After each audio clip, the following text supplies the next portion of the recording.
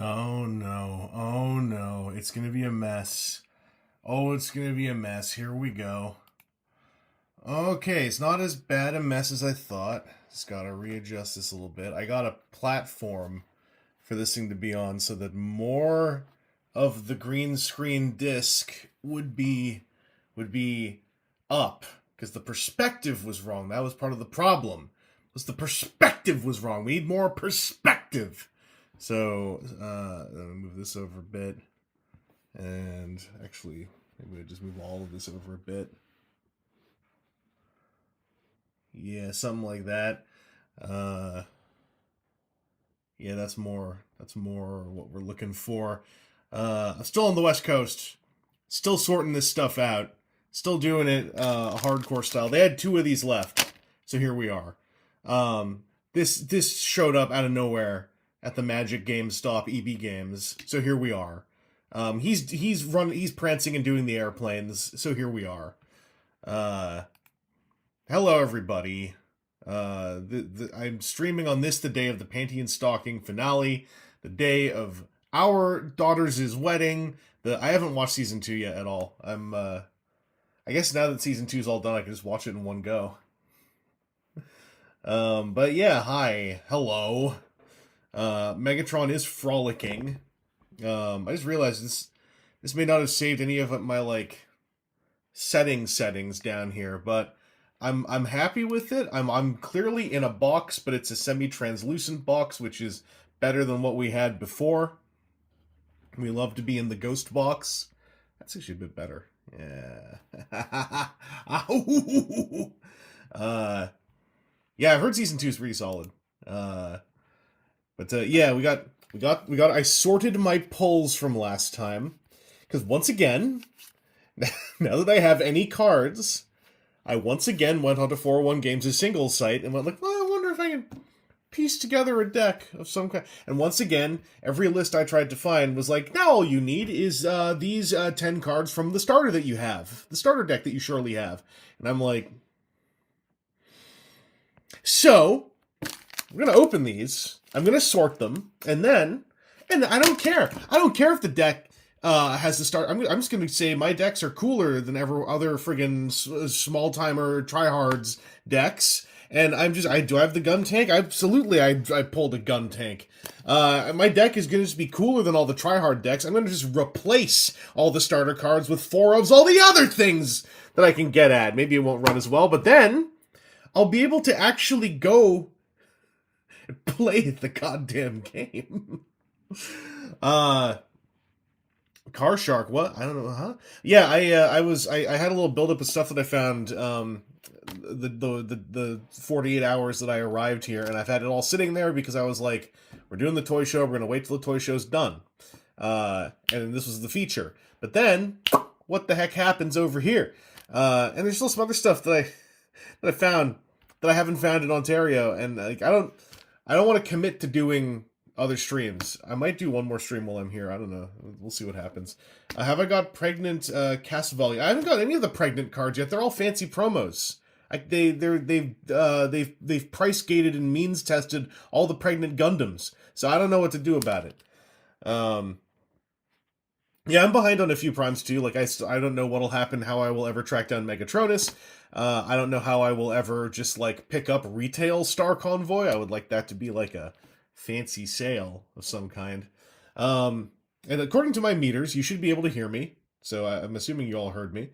The lighting here is a little bit kooky. So, you know, you know what? No, I don't apologize for the visual scuff. I think it's part of the draw. I think it's part of the, it's part of the charm of this stream. And I think that, if you either enjoy it, or you know, you learn to like it. You friggin' eat your damn canned herring and get your goddamn omega-3s in or something. But yeah, with this setup, I am able to once again, even though it's through a ghostly haze, I can scratch the back of my own neck. Thank goodness. I think I did have a way to. It's this one, right? I think there's a way I can tweak this filter a bit. I have to move this over. But there's sliders I can play. Whoop! There I go. Yeah, that's pretty cool. That makes that more translucent, but then if I turn up the smooth... No, I just disappear more and more and more. There's no evidence I ever existed. Only the idea of me. What else can I tweak in here? Maybe contrast. Nope, that's weirder. Gamma! Nope, that's weirder. Sam, what's up? Listen, you can't ghost bust me. I'm simply chroma keyed. I can come back as much as I want. That's too much though. I don't want all that green. But whatever. Ooh. I mean, I am finding this kind of fun. Just like messing around with all of these settings and whatnot, turning myself ghastly like this. I don't need to worry about color spill.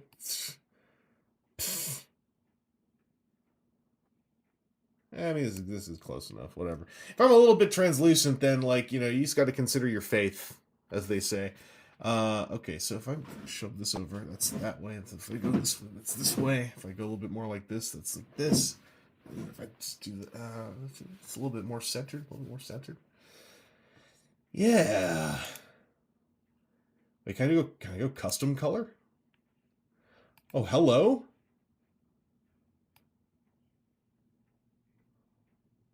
Hello? Is this going to fix it?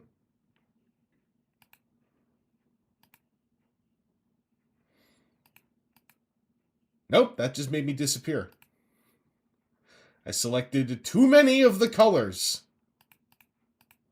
So back to green. There we are. There we are. There we are.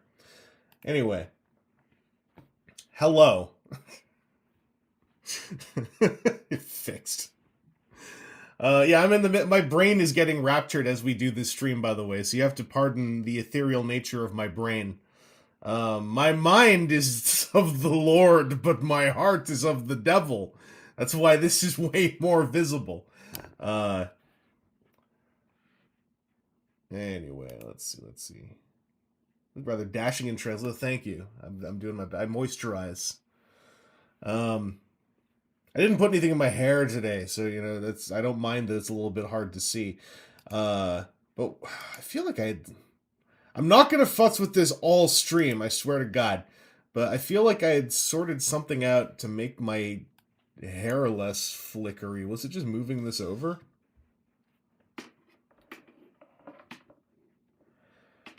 Maybe it was just moving this over.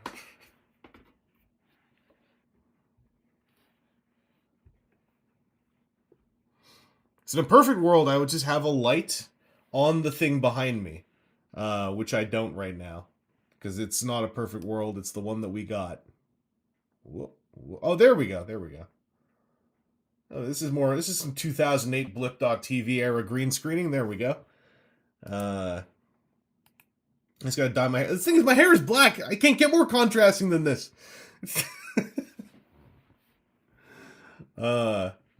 Convinced I'm a witch. Hey, listen.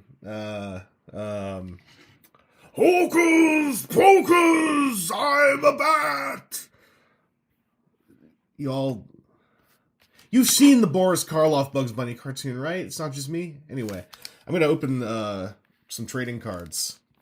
Vanta Black, yeah, they stole my friggin' branding once again. Let's get down and dirty on this.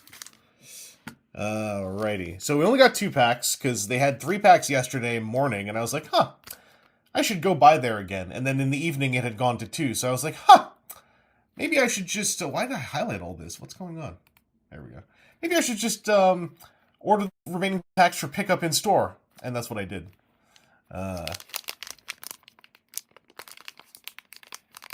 The green screen, you can see this green block in the corner of it. Yeah, it's a round thing that... basically, it's a round thing that hooks on the back of my chair. And because I'm using the laptop webcam, no matter what I do, I can't get rid of that corner, so I'm like, whatever. It's just part of the charm. It's part of what makes this our stream.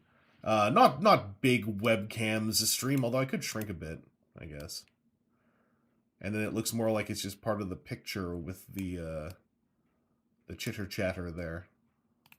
Yeah. The Eldritch corner. That's the corner where all the sin takes place. But yeah, we got 1 pack here. Very funny thing I saw on the Gundam TCG subreddit. Someone's like, what's your technique for opening the packs? And I'm sitting here like, listen, I've only opened like 3, now 4. And I'm like, I think the technique is you pull the thing and open it. I don't know.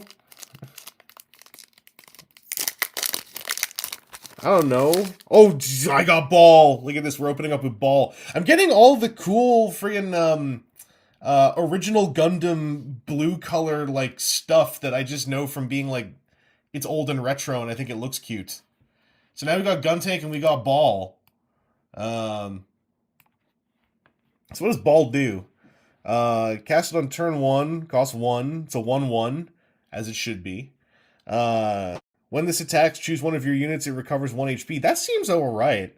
Like, I'm assuming... I kind of got the impression Blue likes to do a sort of, like, mid-rangey, defendy, grind-out swarm.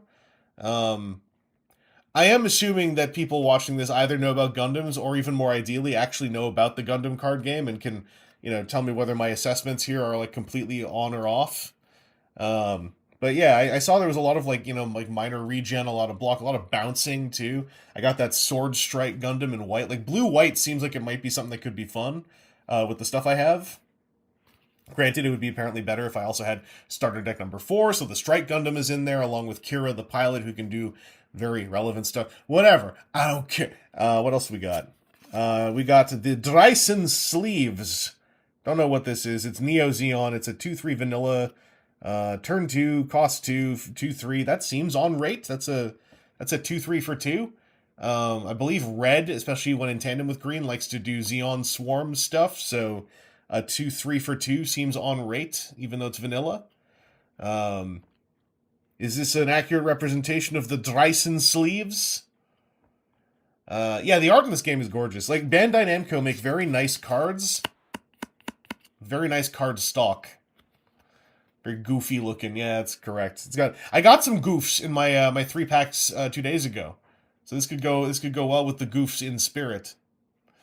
It's the Dreisen from the Sleeves, which is Full Frontal's faction of Neo Zeon. True. Those are a lot of Unicorn Gundam words. The artist, is that credited on here? It is. Illustrator Kenko. You can't see it very well, but it's incredibly small print on there. But they do have an artist credit on the side here. Yeah, Bandai made in Japan, illustrator Kenko. This next one's illustrator is Kaoru DX. So I'm guessing they're all under like funny pseudonyms or something. But yeah, shout out to Bandai Namco. It's Bamco. It's not just Bandai. Remember, it's Bamco. We got to give them both credit for that. You know, not credit. Well, we can't.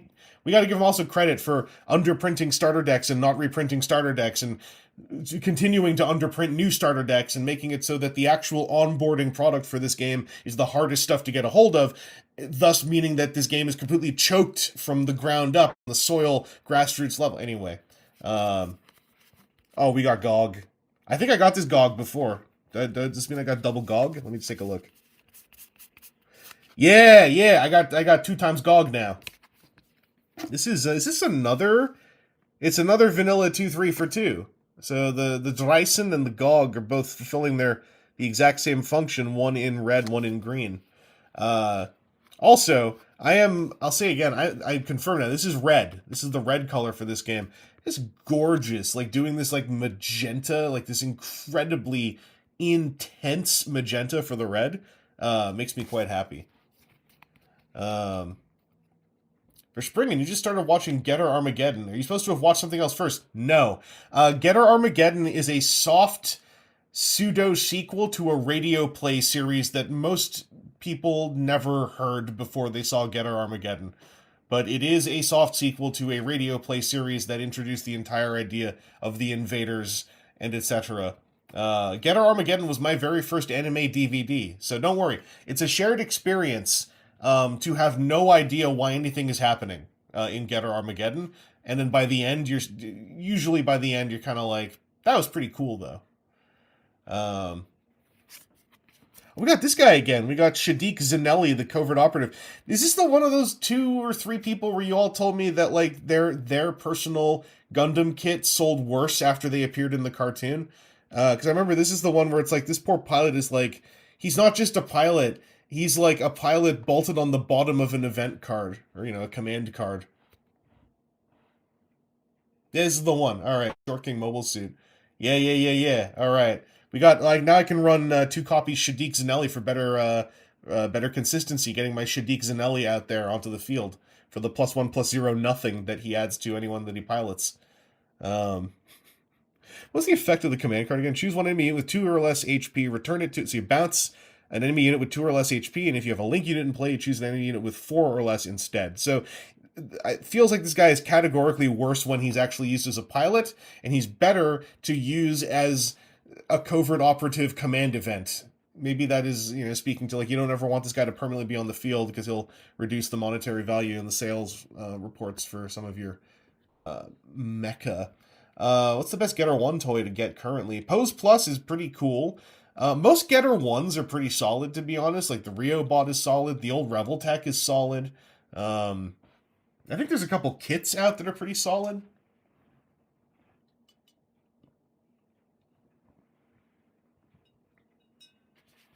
That's how the anime used him. Oh, okay.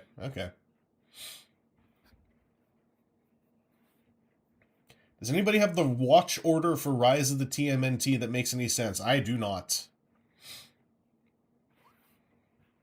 Yeah, the Revoltech is going to be a very short little guy. Yeah, T-Rex Sentinel one should be good. T-Rex stuff is pretty solid. T-Rex designs a lot of really good linkage articulation. Yo, I'm getting... I don't mind getting doubles right now because that's less singles to pay 25 cents for. Just ignore the part where I paid for the packs. Got the second G-Sky Easy. So 1-3 for 2 on turn 3. During Link, you can do an activation of this once per turn to choose one unit and heal it 1.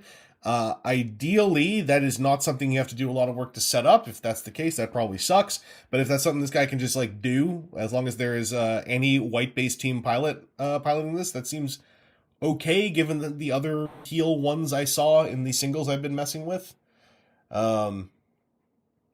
Sure, man, the SOC Revoltech or Pose Plus Metal Heat. I mean, if you can get the Pose Plus, get the Pose Plus. That's going to always be, in my opinion, probably the top because they seem to put a lot of work in. I don't have any Pose Pluses. I've just touched one twice. But like, if you have the choice, go Pose Plus. The old SOC Dragon is probably fine because that's from old good SOC. What are the others? G-Sky Normal and Hard. Yeah, I mean that's simple Gundam lore. The Lion does not worry about the total cost of the pack. Thank you, Mischievous Turtle, for understanding the game. Did you know that allegedly the reason Gundam names are so weird was because Tomino started submitting them as intentionally ridiculous to see if his supervisors were paying attention? They weren't. That's beautiful, because the Romanization that Bandai is forcing upon this game is pretty goofy, apparently. Like, where's my funny guy? Where's Riddick Earthman? Some of the pilots. Yeah, Durka Earthman. Or Diurka Elfman. There's another one. There was, Riddick Macarenas. Duo Maxwell, whatever. That was in an English dub. We got MacGyver. Apparently she did fine. Apparently she secured the supply line, so good for her. Yeah, Lefrith is one of the peak ones for me. I know I have a Lefrith in here.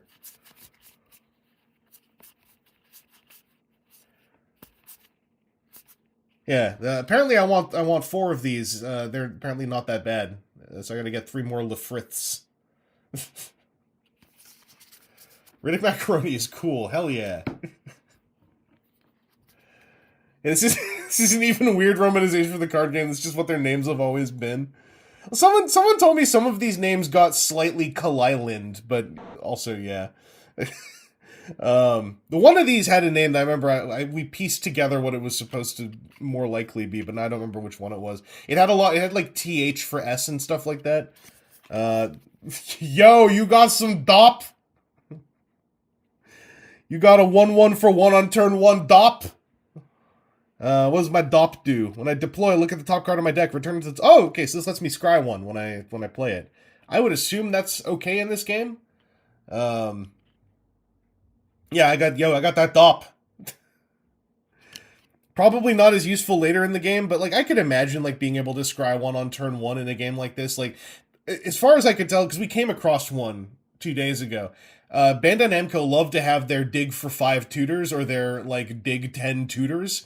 So I have to assume a scry 1 on turn 1 probably just assists with that intended play pattern of like, we give you the tools to dig out your fancy card that lets you win.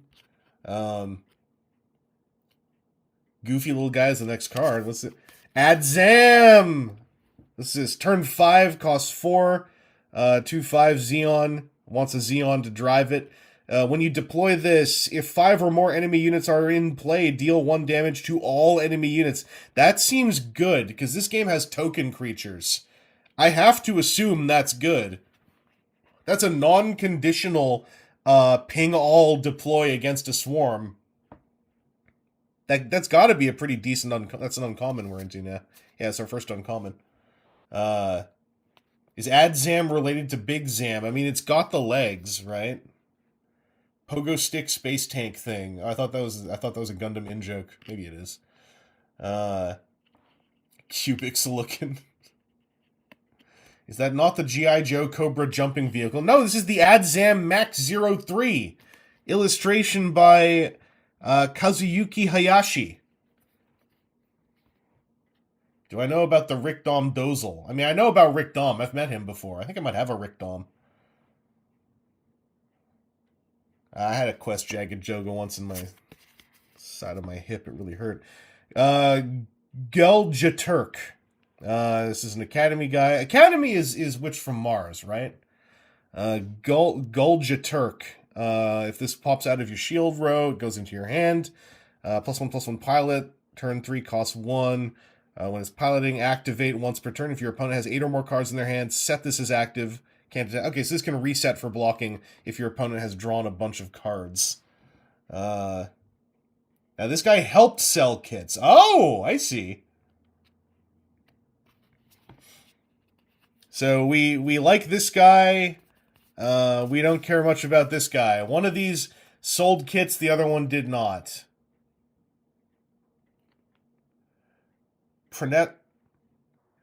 If you just write the name and say it's pronounced that way, it doesn't help me. He starts out as a bully and gets cool. Alright. Closely related to one of the goats of Witch from Mars, Bob. Oh, okay, okay. Gwell, oh, okay. All I saw was you wrote this with an extra L, and I was like, I don't... Rhymes with fuel. Guel Jaturk. Guel Jaturk. Okay, so Guel. Okay. Is it Jaturk, or is this also funny with like them pulling in random Euroisms, so it's actually like Yetork or something? You gotta really pronounce that. Guel. They should put an extra L in there. Cool hair. He is an uncommon, so I guess he earned some stripes. I am not sure precisely how relevant an effect like this is in this game, but I am assuming there are draw engine characters or something. What is the... Oh, we got a second gun tank. I'm up to 2 gun tanks. Play set of 4. Possible. Actually, no, not possible. There's only one more pack, but they got gun tanks back home in Toronto. I can get gun tanks for under $1, so hey. For those who don't know, the gun tank plays on turn 2, costs 1. It's a 1/2. When this deploys, you choose a rested or tapped enemy unit, ping it for a damage. That just seems cool. And I saw net deck lists that were running 4 gun tanks that were doing ping stuff. So I think gun tank is like your prodigal sorcerer type. This is like one of your baseline pings in Gundam card games. So I would like to run gun tanks. I think that's pretty cool. Now you have as many as there were in the show. Did they live? Okay, here's another uncommon. Nahel Argama. I think that I had this one. I also pulled that base earlier on in here. I did, so I have 2 Nahel Argamas now. Everyone says all the best bases are in the starter decks, which makes me spit on the floor, because that means I have none of the best bases. But this is still a base. If this comes out of your shield row, you deploy it. 0/5 base. When this deploys, add one of your shields to your hand, choose one enemy with 3 or less, and tap it. They won the war, you heathen. Gun tank, the perfect evolutionary creature. I'm so glad that we all understand things here. All our gun tanks keep blowing up. Oh, yay, okay. I know the Chars ones tend to be played, but I know that the best Chars one is in the starter deck, where they give you 2 of... No, it's 2 Sinanjus in this... I think it might be 2 Sinanjus, 2 Chars Zaku 2s. Anyway, it's still a rare, it's still a foily Char Zaku 2. Guess what? There's multiple Char cards in the Gundam card games Wave 1, because, you know, why wouldn't they? So what does this do? This is turn 3, cost 2, 3/2. It wants Char Aznable to pilot it. So when paired, if this gets destroyed, you deploy 1 rested Char Zaku 2. Oh, you deploy a token... Wait. So if this thing dies, you deploy a token copy of itself. But with 1 health. So if you kill Char, he simply spits out a token copy of himself. And says, no, actually, you didn't kill me. Is that in character? Is that something that is thematic? I don't know if the stats really, match up to because Char would enhance the stats by piloting this, but Char's Zaku 2 spits out a clone copy of itself with 1 more HP remaining if you kill it. That's kind of great.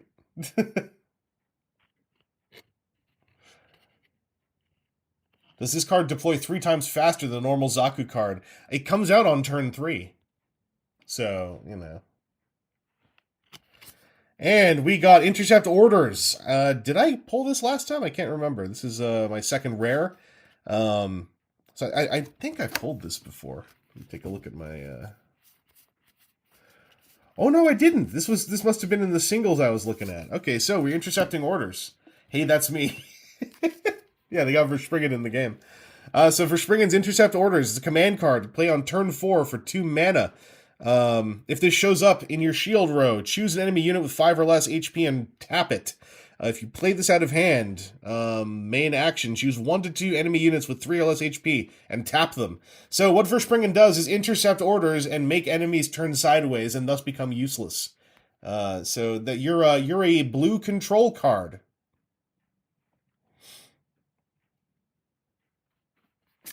And what's my resource card?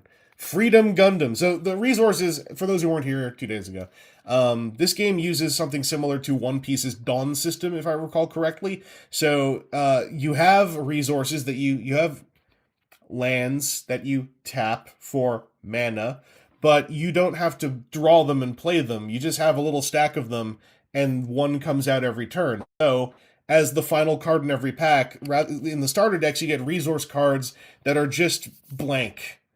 So in the packs, they have resource cards with your favorite Gundams on them. So you can just sort of customize your resource pile. And then they have super fancy promo resources where it's like Char's Zaku 2 and then Char in front looking all like, hey, it's me. I'm a land. And then you get 10 of those and you have your Char land. So let's do the second pack. These packs are infinitely more irritating to open than Flesh and Blood paper packs, I will just say that.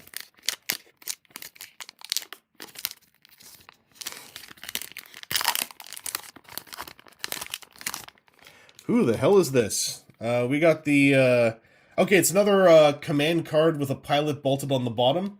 So the command card is the Assault on Torrington Base, or you can use it as the pilot, Yonem Kirks. So if it's Yonem Kirks, it's just a +1/+0 pilot. Does not seem all that great. If you use this as a command card, event card, choose 2 friendly units. They get attack power +1 during this turn. So that's for some weenie rusher type stuff. Why does he have side boob? Listen, you can ask illustrator Kisuke why that happened. But this is the Assault on Torrington Base. Famous Torrington Base. Another command and pilot, Stealth Stratagem. Or you can use this as the Zaft pilot, Nicole Amarfi. +0/+1 Zaft Coordinator. So you can use this as a command card, choose 1 enemy unit with 2 or less attack points, deal 2 damage to it. Hard ping on the weenies. We hard ping the weenies when we are Nicole Amarfi doing the Stealth Stratagem. It's from Stardust Memory. Okay. He dead. Oh. Oh, I was about to ask. Do you live? Zaft Punk. Yeah, what's up with Riddick Macarenas constantly showing up here? So yeah, this is when this is piloting a unit with repair, you get attack power +1, and then you always get I guess health power +1, HP +1. Ping my Zaft so hard, so true. Ew. Look, but he's got that pineapple salad core looking jawline. He's Oh, this right. This is the one. Right. Yeah. This is the one that you were all telling me I just got to do that, and so we don't look at him again. Okay. Check it out. It's Kigali Sky Grasp. Did I not pull this earlier too? I swear I did. This is the one that looked like. Wait, I think I did pull that earlier. Yeah, I did. I'm getting 2 ofs. Yeah, this one sucks. This is turn 2, cost 2. This wants to be piloted by Kigali Eula Atha.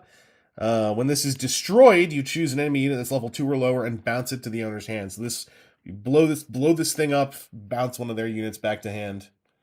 A lot of doubles this time. And this is this is all from the same stack of packs that was at the former Shaver shop, but like it's always interesting when you get doubled up commons in a stack of packs. I forgot how much I hated that character until I watched the last fight. Well, I'm rich with Riddick Macarenas, so I guess every time I gotta make a deck that runs 4 of them just to like make my opponent furious. We got the Stark Jigen. I think that I remember saying Stalk Jagen. Repair 1s. This self repairs for 1. It's a 3/3 turn 3 cost 3. Earth fed. You don't mind dupes of cards you actually play in card games because you have a deck of 50 cards, and so therefore, if you have 4 copies of a card, you have a near 1 in 10 chance of you have a 4 in 50 chance of pulling that card. Fetty grunt. Today I am bringing the worst deck of the worst man. I can't take credit for Stalk Jagen. Someone else dropped the Stalk thing on that because I was saying Stark so many times. Okay, this is really... I might have actually just had this exact pack 2 days ago, because I remember when we pulled Rashid's Maganak, someone was like, yo, did you know they have the P Bandai box of like 100 Maganaks or whatever? It was like 36 or something, right? Like just a giant box of a ton of copies of the same kit, because that's how many there were in Wing Gundam, one step closer to 36. I will say, this card, because this is a thing in multiple games, this card should have been balanced around having the text, you may have up to 36 copies of this card in your deck. I think that would have been pretty baller. Did this stream fall through a wormhole or something? No, I've never seen a wormhole in my life. What do you think about the implications of the Optimus Prime being the reincarnated 13th Prime? Oh, that was way back when they, in like 2011, 2012 era, when they were coming up with that stuff. Like, it's fine. I think it's boring. I think that nobody ever wants to pick that up. I think Star Optimus Prime is the closest thing that's probably going to ever touch on that again. And Star Optimus Prime at least makes it interesting to a degree because it's Star Convoy, right? But as far as I can tell, nobody actually wants to do that.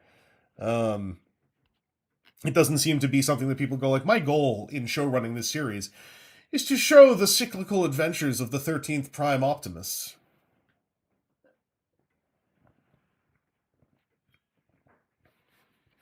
Can't remember which Maganak. We're going to take a look. Where's my Maganak core? Yeah, it's the same one. It's the same Maganak. Look at that. I got 2. 2 of the 36.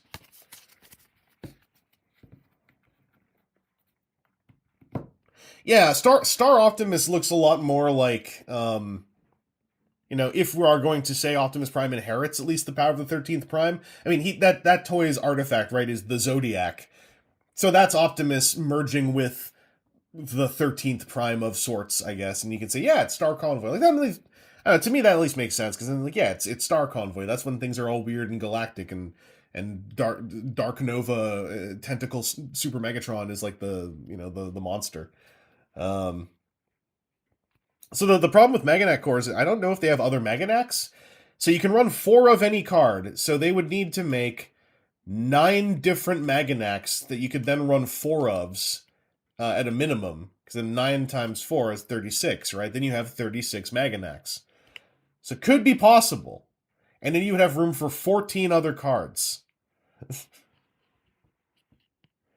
Full Maganak core deck's probably a few sets out. I mean, if they do it, that kind of meme deck makes me happy. It's like Shadowborn Apostle Commander decks. It's super, like, forehead thinking. Like, there's not much thought behind it, but I just think it's fun. Oh, thank you, Armstrong. This Maganak's the only one of the boosters. There's a generic Maganak in the Wings starter deck, so that is 2. So you can already have 8 Maganaks then. We're getting places. What else we got? I swear to God I pulled this too. The Mirasol Flight, I'm pretty sure. This is so weird. I did!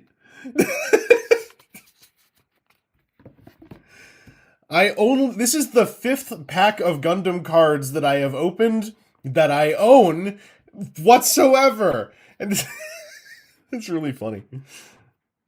It's fine. The dupes mean that I can run 2 ofs. So we already know that this one is the 3 turn 4 4/3. It's a Suletta Mercury one. Once per turn, when paired, you can pay 2. Choose an enemy unit, gets attack power -1 during this battle, so you debuff them. How many cards are even in the set? There's a bunch. Because I ordered them by number, and if I go to the back of the numbered ones, it's like the bases are in the 120s. I can't remember the full number, but it is an over 120 card set. And then there's like some number of starter only cards as well.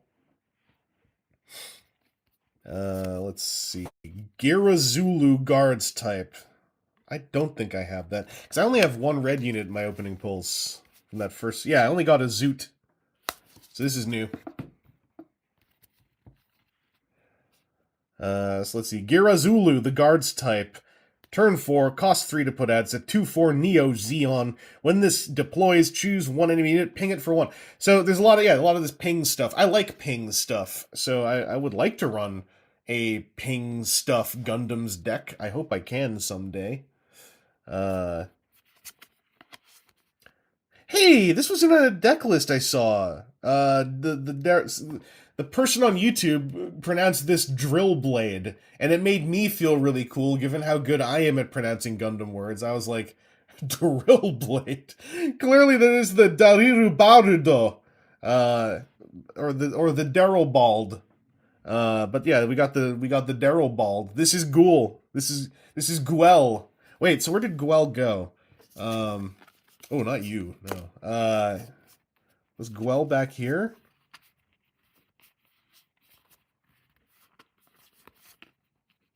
No, it's the last pack. It's the last pack. Where you at, Guel? Here we go. So, this wants an academy to get the link power going. That's good. So I can play my Guel under this, turn my Daryl Baldy into a 5/3, and then once per turn, if my opponent has 8 or more cards in their hand, I can set this unit as active again. Can't attack this turn, but it's ready to defend. Ayo. Don't Guel on this too much. Jesus. I'm gonna put this guy here now. In a place of honor. Guel I'll be. Just need to Guel up on my suit. Anyway, that's neat, because this was another 4 of, and there was an Academy build that I saw that was mostly commons. The bummer is Suletta Mercury and a couple other important cards on the back end are all from the starter deck 1. That was the Amuro and Suletta starter deck that I can't find for retail price. Anyway, we got a Zeno. What's up with the lack of vowels? Anyway, the Zeno from Zaft. Turn 2, cost 2, 2/1. During your turn, while this is battling an enemy unit that is level 2 or lower, this gains first strike, which seems to work exactly like in Magic. When this is attacking, deals damage before the enemy unit. Because Tomino thinks it's funny. Oh, this is a Tomino one. Okay, I appreciate that. O is a vowel. Well, you know, that could have been a 0. It could have been the Zenless 0. It's also an Umph 5.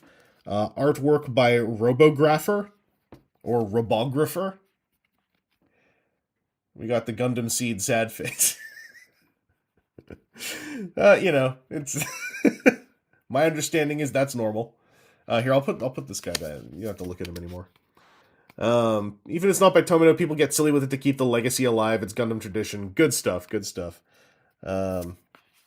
Hey, I wanted some of these too for the Academy deck. So we got the Iron Fisted Discipline command card.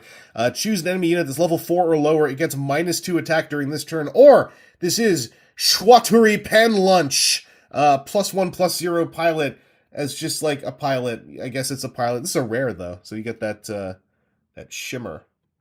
Yeah, this is the Choo-Choo from Choo-Choos. Where's my Choo-Choos card? Because the deck list said to run 4 Iron Fisted Disciplines and 4 Choo-Choos. And I got a Choo-Choo's Demi Trainer for all the Demi folks. And Demi colors obviously, didn't get painted on in time, but still is a white grayish card. So I got the Choo-Choo. I got the Choo-Choo to go with Choo-Choo. So we could like slam this together. This actually links specifically with Chwaturi Pan Lunch. I don't know precisely what Link does over simple piloting. I remember there's some effect outside of Link effects. I think there's like a little like sproing that happens. Choo-Choo said Happy Pride, correct. Choo-Choo and Guntanks. Blue-White is the deck list I was looking at. Is like, I might try to build this with singles, and I'll just buy crummier versions to fill in the slots where there are starter cards I can't get at. I still might do that. Anyway, we gotta stay on target here. We got toys as well to crack into. Because I got something shiny here. I got another legendary rare. I got Char's Gelgoog. So this is green. This is got, for those who didn't see, the legendary rares have this combination foil and texture treatment. You can feel the texture that you are seeing there in the reflection. It's friggin' gorgeous. The other one of these I got was the Banshee Destroy mode. So when I saw this at first, I flipped out because I assumed like, oh wow, what a beautiful treatment. So I looked up the card. This is worth $3.50 Canadian. So I have to assume Char's Gelgoog. I'll look over the card first, then I will go and see what it's worth. So this is a turn 4, costs 4, 4/3, wants to link with Char. On your main, you can activate by discarding a Xeon or Neo Xeon unit card. If a pilot is not paired with this unit, as a result of discarding that, if a pilot is not paired with this unit, choose one new type pilot card that's level 3 or lower from your discard pile. So this lets you bring back a destroyed Char from the dead to pilot Char's Gelgoog. That's the suit Char realized he couldn't cut it in. Oh. Kind of like a Gaussian blur speedlines vignette, the heightens it. Yeah, this is the legendary rare foiling jobs on these. Also, I don't know if you can tell, up here, this is like chrome on the letter and on the set number thing up there. It's straight up chrome silver. Like it's all this down here, the silver border line running around here, chrome silver. Like, when Bamco want to make a pretty card, they make a pretty card. I believe, like, Digimon has a lot of the reflective metallic chromes. One Piece, my understanding, has some beautiful treatments as well. So, give me a sec here. Let me go look something up. Alright, we want to look up Char's Gelgoog. Oh!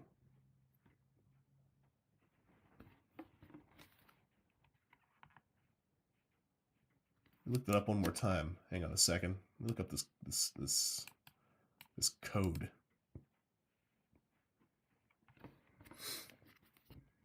Oh dear. Okay, so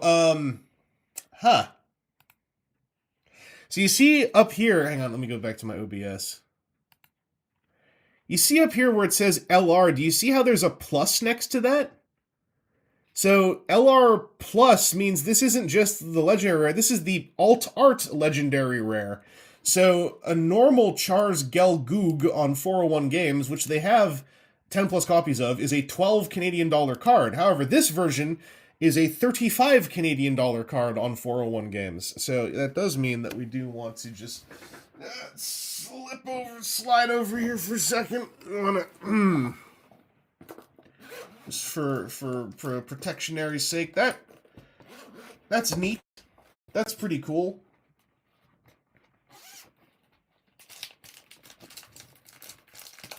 Get the top loader. I'm gonna be rich. I don't have any clear sleeves, but I don't want any of my matte sleeves because it's gonna make the foiling disappear. So we're gonna use one of my. This is the sleeves I'm using for Dorinthia, my main Flesh and Blood character, because it's gold and it's like lady with armor. So we're just gonna stick you into here for the time being to keep you nice and protected. Ooh. And oh, we got an X base too as the resource card. So it's having the black for these. That basically paid for, well, no, because I bought 5 packs. That pays for 3.5 packs all by itself. So the X base is the start of the game. You get an okay. So the X base is the base you start with at the beginning of the game. This is just the not plus version. So the XB and the resource or whatever, they have plus versions that also like quintuple their value. This is not though. This is just, it's an X base. This is in here for people like me who couldn't find starter decks. That's about it. Oh yeah, the Chemi cards, because those were all kind of like a legit Bandai.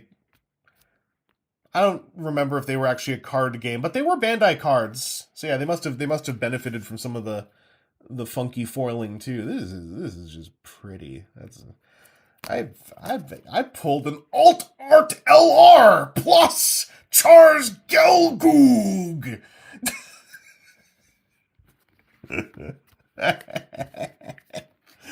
I love yelling funny Gundam words. I'm gonna just do the quick sort now, so you can see how fast I like sorting cards. Pay me $20 and I'll sort your bulk box. Game store. GTM, you pulled the LG Plus Wing Zero yesterday. Dang! That thing's like more expensive than a Char's Gelgoog, if I recall correctly. Alright, so I'm just gonna go by the numbers up here. That's what I've been doing before. We love numerical sequencing. We love when the numbers are in sequence because it makes the colors go in sequence for the most part. I did discover that the numbering is all units, then all pilots, then all command, then all bases. So as you can see, even when they're in order, the red cycles again back here because those are command cards. For like a half second, I was like, what is happening? Because I'm used to like it just being all blocks of color. But I got over it.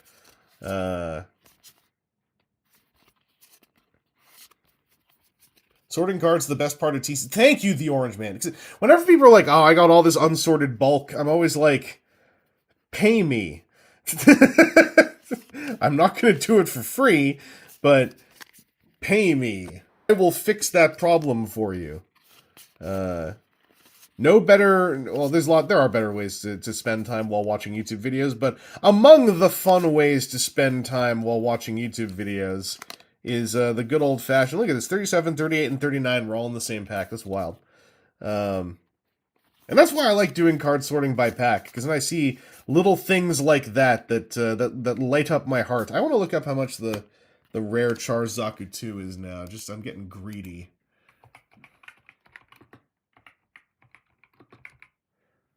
Ooh, it's worth a big 50 cents! Alright. Stay calm, everyone. Keep it together. Stop making so much noise. Where was I? 26.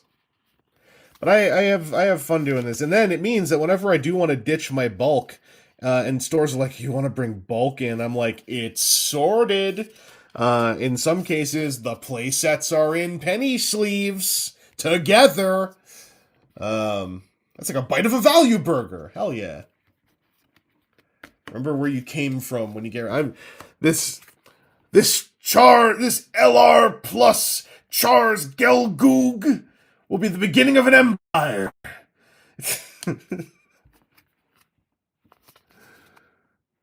The best part is when, like, you don't know that you're doing it, but then someone says, why do you keep pronouncing Gundam words as though they're slurs? And it's like, I don't mean to. It's just how they come out of my mouth. Haven't you ever had something come out of your mouth? Surely you'll understand my struggle. I don't know. I think we're going to put the X base on the bottom. So, I sorted each pack, sorted them together. He said Zagok with the hard K. If 50 cents were even more in the black! Oh. I'm friggin' Gundam TCG Finance. I can't talk about that. They're ruining this game already. That is a big part. Like, the lack of available product does partly come down to some underprinting. It also comes down to, for those who don't know, the starter decks have a percentile chance of being a god starter, where every starter pack comes with a single card booster pack, where one of the 16 cards in the starter has been done in this kind of foiling, and you get one of them randomly. So it might even be one of the 2 legendary rares that there are only 2 of in the starters. You might get a third one for, if you get a god starter, the whole starter deck is done in that treatment. So because they gamified even the starter decks, thank you so much, Bandai Namco, it means people are buying up the starter decks even. And then game stores are pricing everything, at market, the dirty words. And then they have Gundam card game events. And then I know there are some game stores out there in the States, at least, who apparently start lamenting, we don't seem to have any players coming out to play Gundam cards. Anyway, the starters are $80, by the way, and we don't understand why nobody's playing this game. And it's a really ugly scenario that apparently One Piece went through and survived. So it can be survived. It's fine, I guess, but I think it's also quite a bummer. Not the kind of thing that makes you go like, "Dang, let's go play Gundam. Let's go get in on the Gundam weeklies, right?" And it's like, I'd love to go play the Gundam weeklies. Can I easily buy a precon? No. Oh, okay. Well, well, then what do? I don't know, but come play in the Gundam weeklies. Okay, sir. I got 2 of this. Hey, for all you Seed fans, I got 2 Seed lands.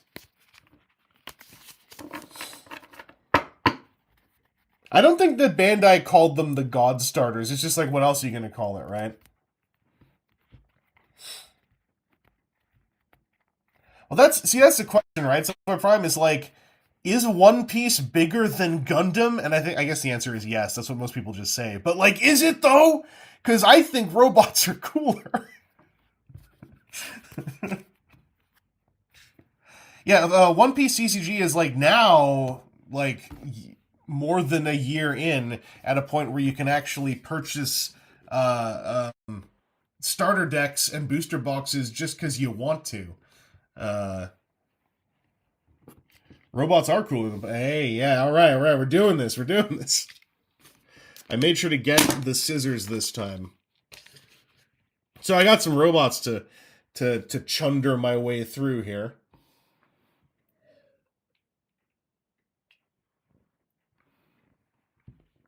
Pirate robots. Crossbow Gundam, I think, is confirmed for the card game. I forgot when and where. So if I can just do this. But then it falls back down. Oh, it's so embarrassing. It's so embarrassing. Did you get a Gundam binder? No, I don't keep my cards in binders. I tried that early on, and I realized I don't like looking through binders to build decks. So I sleeve everything, and I keep them in boxes like a toddler. And it makes me happy. But that is for card games, though. You aware chunder means vomit in Australian? Yes. I'm taking it back for the people. Shadow Scribble, is the indie TFTCG scene still going? Yes. Still is going. The last 2 TF cons had actually like new printed product, basically. Goodie packs double function as playable decks. And I believe there are some more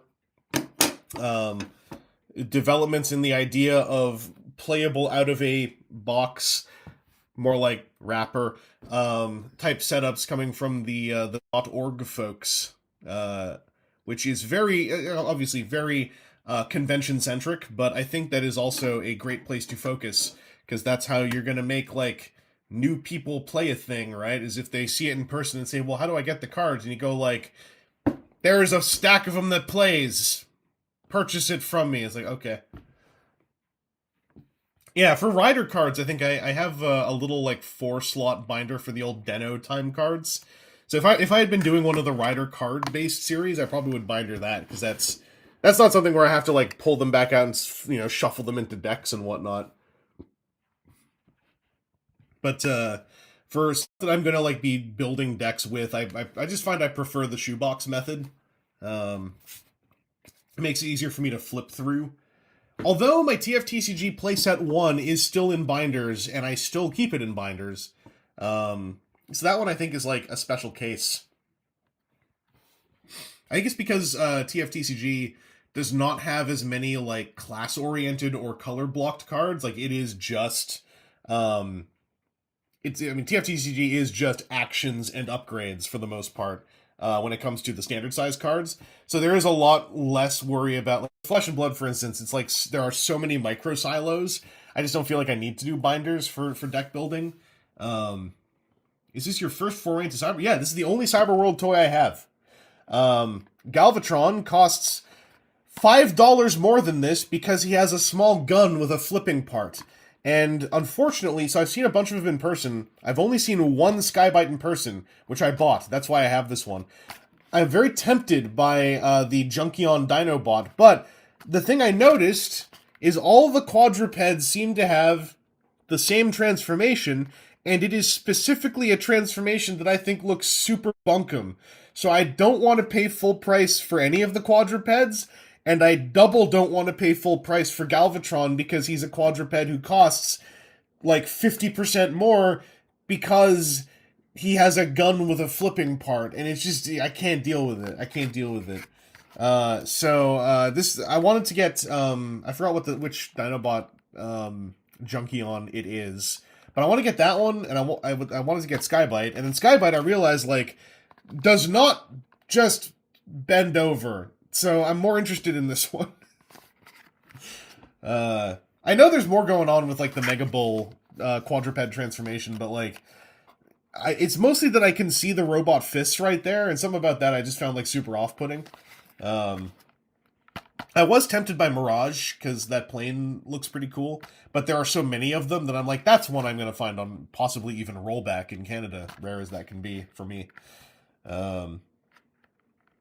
Yeah, Connor, that's me too. Like, it's just, I can see their knuckles, and I'm like, like, I know the sculpting is working around it as best it can, but the number of them who all have that quadruped thing going on, I'm like, if I don't feel like I'm getting something as unique. This is how I used to work as a kid, is I was like, I want something that feels like it's a brand new experience.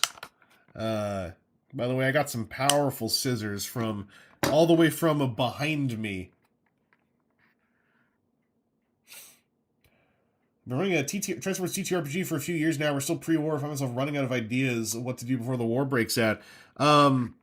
This probably doesn't like fully solve your issue specifically, but I feel like that's when you start introducing other alien races, and maybe like have the denizens of Cybertron reflect upon like someone else's war, almost to set up the hubris of what is to come, right? I've never been there. What's it like? Oh, you want to be careful if you go back there. Also, I'll get it out of the way. I've talked about this on the podcast a bunch. I've talked about it here a bunch. So like the one thing about the Cyberverse toys that bums me out, and it's not that there are no elbows. That's fine. It's that there are no elbows and the arms are completely stock straight. If the arms were sculpted with a slight curve, I would not give a flyin' or a poopin' or a crappin' or a chundering about only having the shoulder joint, because a universal shoulder with a slightly bent arm sculpt attached to it can achieve so much more than the same thing with a stock straight arm. So I really still want DNA Designs to do after the line is over, do the Cyber World upgrade kit where it's just resculpts of every single pair of arms but slightly curved. That's all I want as an upgrade kit. If they do an upgrade where it adds an elbow hinge, I'll actually think less of it, because artistically, would it not be stronger and more of an artistic statement to have just, no, you just pop this arm off and stick our new one on. Still doesn't have an elbow, but it's sculpted in a curve to prove Chris right. That's what I want them to do.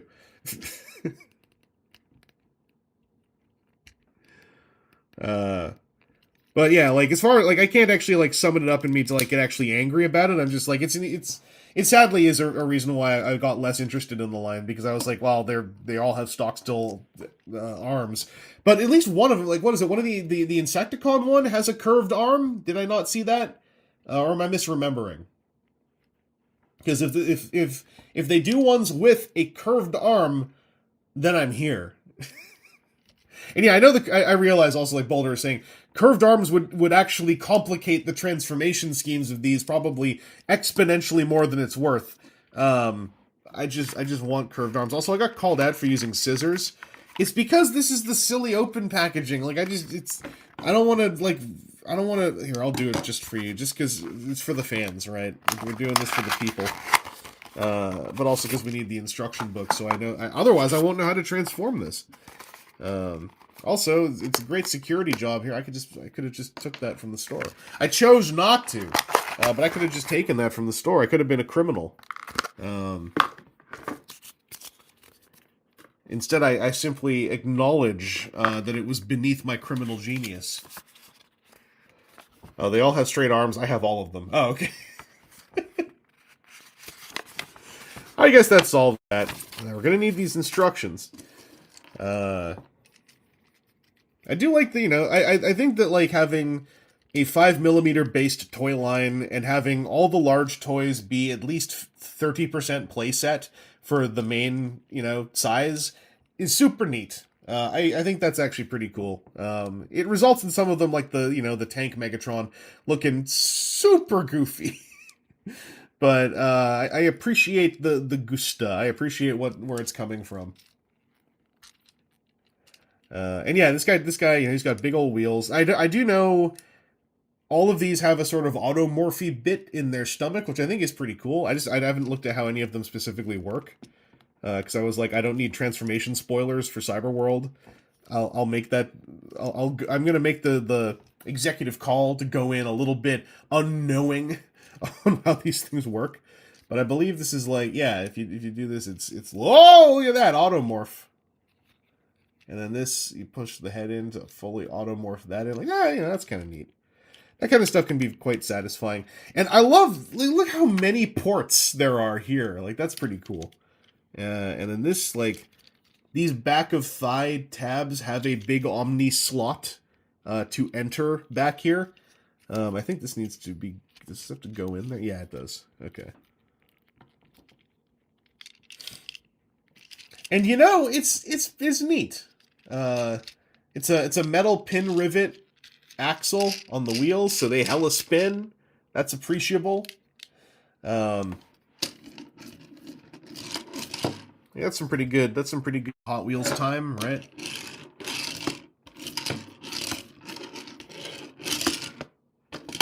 Something the nautical guys got a lot of ports. Yeah. This is the actual Hot Wheels crossover. But yeah, for the vehicular ones, like I hate to be a beast hater, right? All of this makes the vehicular ones, even this one, just seem way more interesting to me than the quadrupedal ones just sort of bending over, like this stuff all uniting together.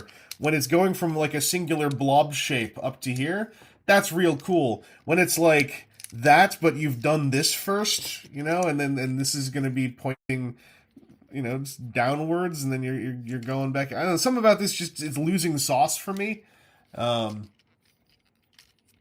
So I'm more into this. I hate being I like the vehicular ones more guy in one of the conversations about a toy line with Transformers, but unfortunately, here I am. I am the animal hater from Captain Planet. Yes.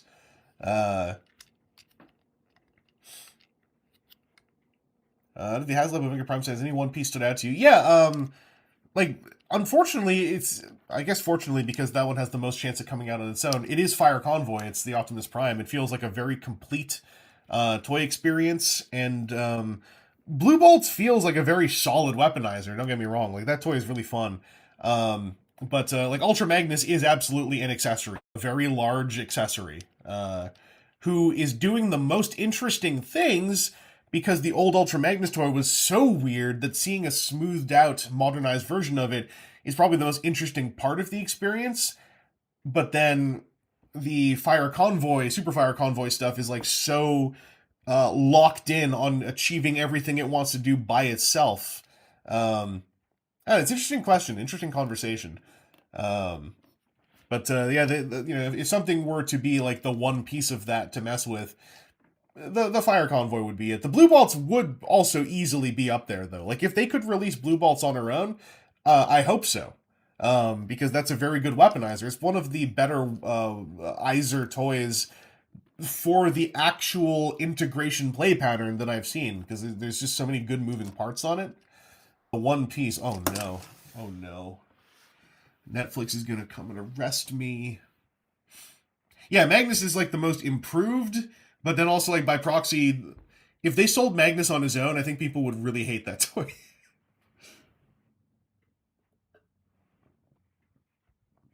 Have they said anything about HasLab guys getting potential reissues? No, not yet. What they have said so far is that they are receptive to the idea of Splendid Yellow Convoy. They are receptive to it. They did not say they're going to do it, but they also did not say we absolutely will not do it. They said, I believe they are receptive to that idea, which is, in my opinion, saying quite a lot without saying anything specific. But that's still pretty cool stuff. Like, just the fact that they're like, no, yeah, we hear you on Splendid Yellow, and ideally they would be able to do that. I don't think the Fire Convoy package is intrinsically mold-wise tied to anything else in that HasLab box, at least in a way that really stands out. So, like, that seems like something that perhaps was maybe intentionally or unintentionally just ended up like, that is a series of molds they could run on their own without having to, run hunks of the other 4 components of that box set. That would still be an expensive toy. That would be at least a Commander, if not a little bit more. I haven't really done the, like, sit there and grip Armada Prime and then sit there and grip Superfire Convoy to figure out, like, do these feel akin to each other? Because also that's, like, pseudoscience, right? Like, I don't know what the tooling stuff is. But I kind of get the vibe that if Superfire Convoy were done as Splendid Yellow, it would probably be a Hasbro Pulse exclusive that is probably... Well, probably not the new Titan price, but then again, if the new Titan price point is also specifically flexible and not a locked price point, that could also be a place to do it, I guess. But I'm not sure. Would they call her Splendid Prime or Splendid Optimus Prime? I think Evan would try really hard to say it's Splendid Yellow Convoy and then have fights in a boardroom, and then eventually it's Splendid Prime. Or maybe Yellow Splendid Prime. I'm going to open this next because I have been excited about Micronus since they announced him, because this guy's doing all kinds of goofy play pattern stuff that I think is super fun! And so, as I said before, I don't have as much arm room here out in the West to, like, wind up and punch the box. So I will simply try to, like, when you, like, take someone's face and you just put your thumbs on their eyes and you just start to push, and you just keep pushing, and then, like, when they make noises, you just go like, no. No,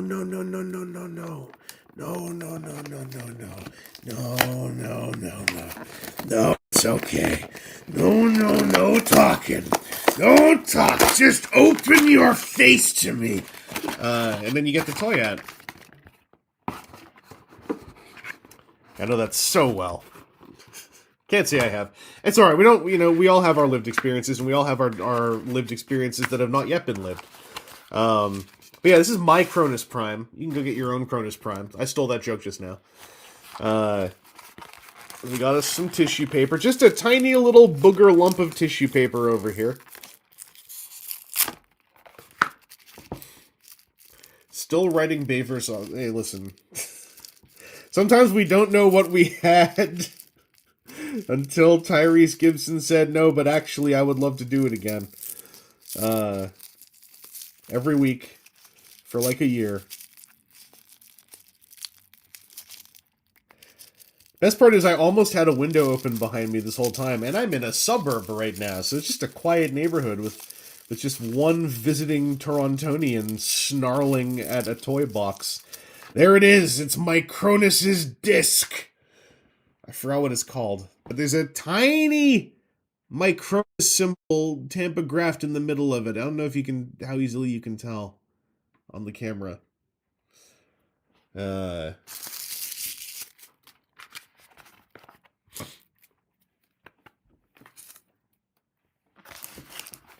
Chimera Stone. Thank you. Why, though? Why is it the Chimera Stone? What does it have to do with...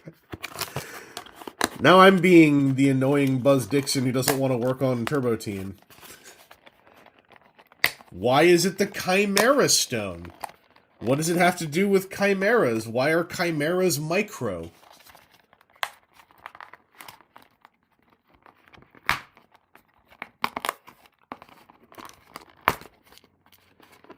Because you power link things to other things.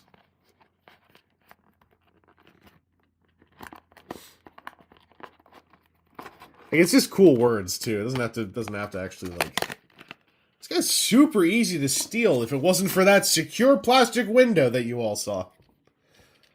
Alright, let's see. So this is a fully gut-tied Micronus, I'm guessing. So for the 13, I am a lot more just, like, ready to have helpful pictures up and out, because they all turn into, like, stranger shapes. So I want to see what I'm trying to do here.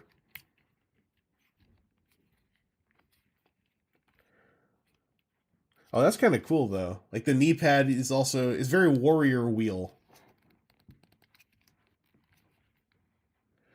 I don't think all modes are ugly. I'm a fan of space trucks and space shapes. So all of them turning into, like, space vehicles is, like, super up my alley. I'm generally a fan of Cybertronian modes. I'm also a fan of triple changers, so it all unites together into like a giant, apparently hot take when I say I really like Concept Series Megatron and I like both his modes. I just wish that they both held together as well as the other. One of them does not hold together nearly as well as the other. And yeah, like my whole thing about the 13, I did know that this guy's also a weaponizer, which is kind of cool. My whole thing about the 13 is that, barring a handful of examples, as much as they are drawing from different source materials, they basically invented at least 10 brand new Transformers. And how often do we get that in Generations now? Like never. So they basically figured out a way to do Generations, budget planning, development, etc., but make at least, 9 or 10 brand new Transformers characters. Almost in a sneaky way. He's the god of gimmicks. He's even got spinning propellers.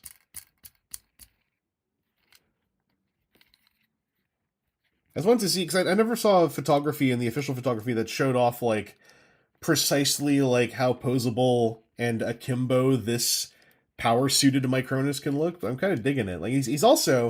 He's kind of just meaty. Not quite as meaty as Alchemist, but he's kind of just meaty.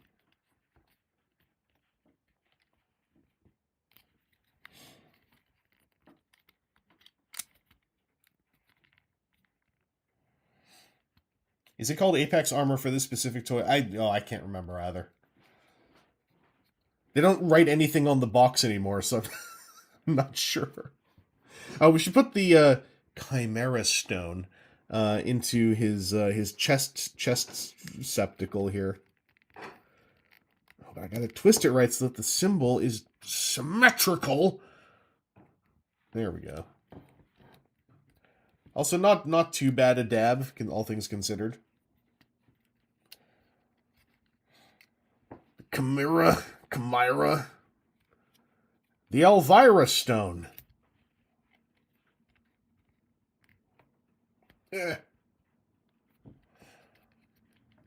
I think that with Solus, I mostly I had my Canadian 1.5 or second run luck, because my Solus felt great. Almost to the point of making me feel guilty, where I was like, I'm so sorry y'all have problems with Solus Prime. Mine's great. Big shrug emoji. Dodges tomato. Anyway, here he is using his own arm as a gun. That's pretty cool. He's got a... I think that Transformer rips his own arm off to use as a gun is an underused idea. Also, are there wrist swivels? There are. Look at that. We're back in Value Town. Wrist swivels with finger guns.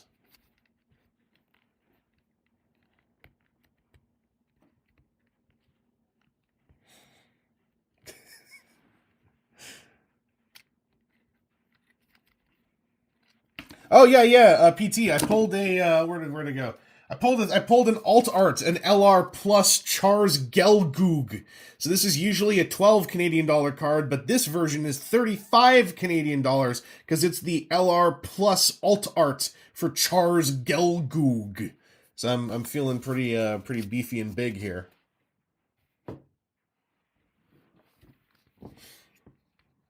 All right, I want to crack this guy open and take the little man inside out and have a look at that. Let's.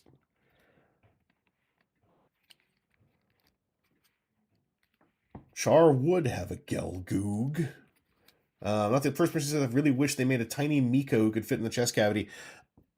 I am super sure someone will at least have one on like Cults 3D or somewhere else within the calendar year. I'm so sure that like by the time this toy is out more commonly, someone will just make a little Miko to put in there. Yeah, we out here Gelgoogan. You can find me at the Gelguggenheim.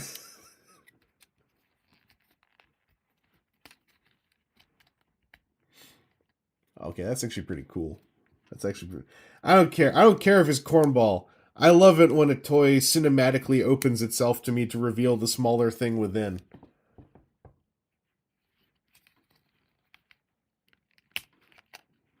So how does this actually... Is this clip in?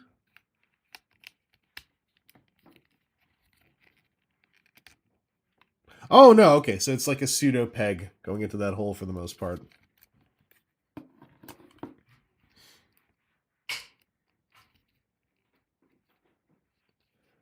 All right, let's, as they say, let's unleash... What do they say? Let's unleash the manlet.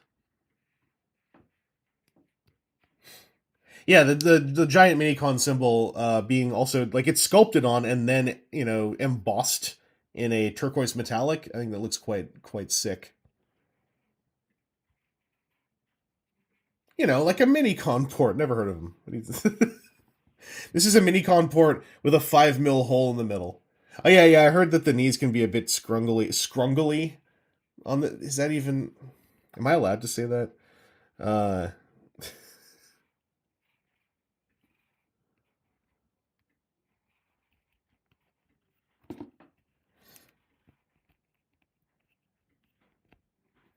Well, that's cool.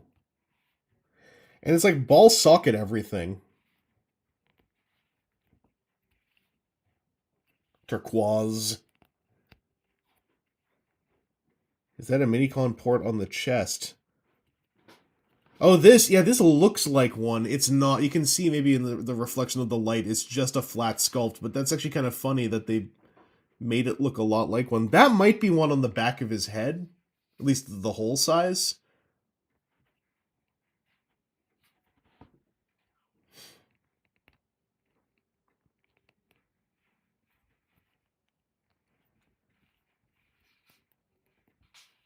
Oh, I love that they pulled off the two forks behind him. Look at this little guy. Short God. Let me see if I can tweak the focus. Oh, it doesn't let me do... That's disgusting.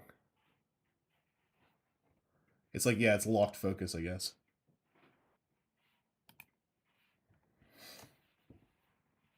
Is the clear plastic decent? Oh yeah, he has a little RID 15 face. Yeah, absolutely. Yeah. So yeah, on this so far it seems fine. The if you need to know, like, there is a texture on the ball, and it looks like it is nylon.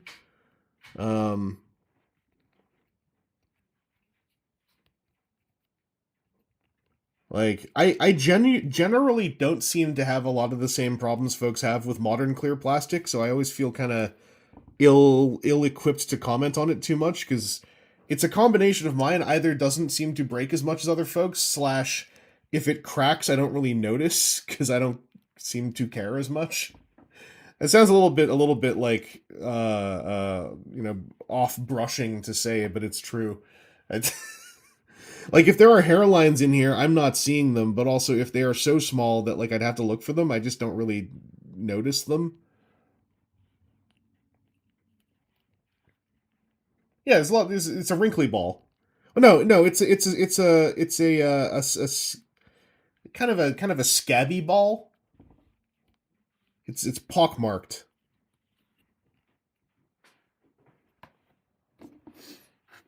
People going to bed. He started saying scabby ball. I'm leaving. Is it knurled? Yeah, it's kind of knurled. So it's more like a belly button printed on a... Yeah, it's a ring and a dot, but it isn't an actual port.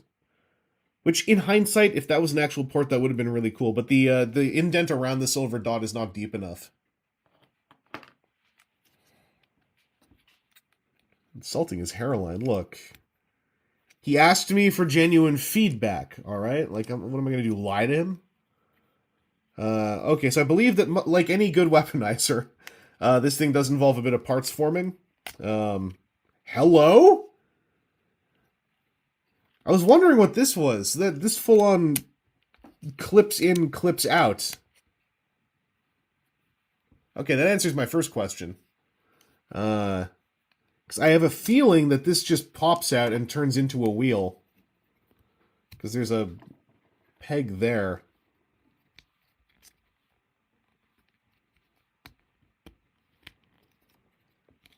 Yeah, look at that.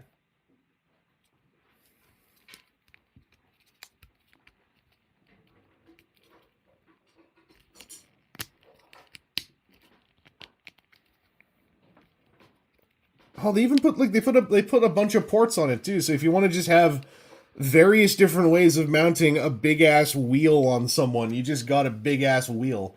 Fold the green peg in. Oh, why?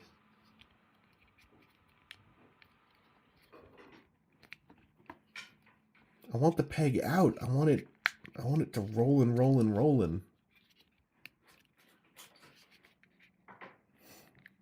You have to have his groin lined up right on inserting, according to Toy Guy. Oh, I have his groin lined up right. Oh, yeah, I see.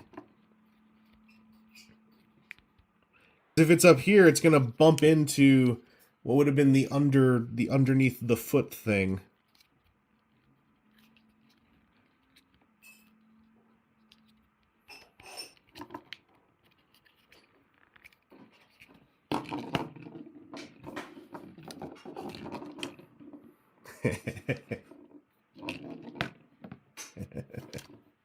Listen, I like wheels. Call me an early adopter caveman technologist or something. You make wheel go vroom, I go ha ha her.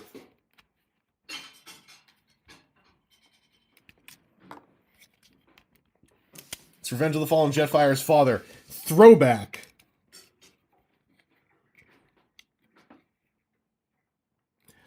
Wait a second. How does this stuff work? Oh!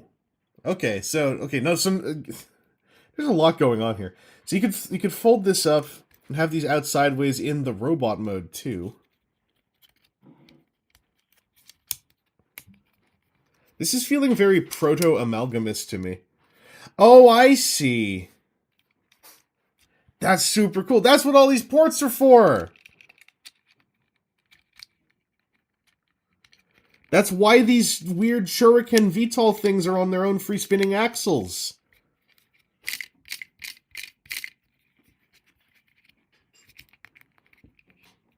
That makes me happy. That puts some dopamine right in the chamber, as they say. Yes, you fold this in, and then that angular slot lines up with this thing that is not a footrest. That's a tab. Oh, it is just a unicycle. I love it.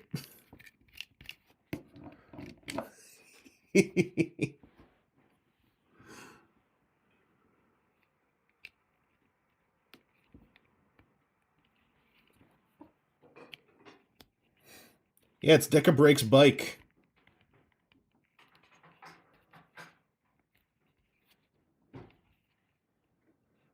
So their assembly of this. Wait, so was that little fold? Okay, it wasn't. I thought for a second that little fold out green peg might have been like a means of having a kickstand. I'm sure there's a way you could kickstand this so he's like, you know, not flopping around. So I guess the Chimera Stone just goes over here. Oh, what do you use your ancient artifact for? Gear shift.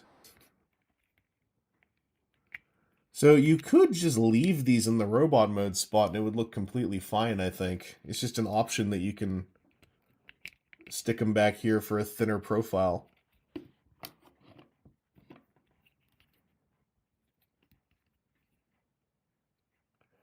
The arms are the kickstand. That makes too much sense. Oh no, because they, okay, the arms actually have these little nodules here match up with these little, like, stoppers here. Oh, but yeah, you can bend these down, like, once they're fully in.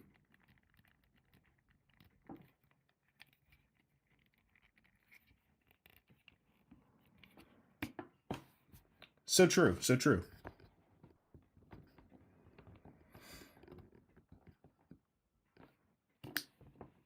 Like, you could ignore the nodules, pull them out a bit, flip the arms around.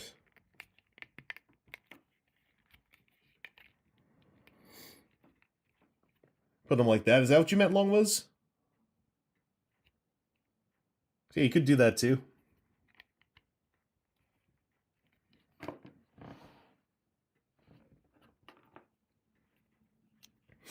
Gage Broderick, do I have a favorite of the 13 primes? I'm not sure yet. I gotta see how they do the rest of them, to be honest.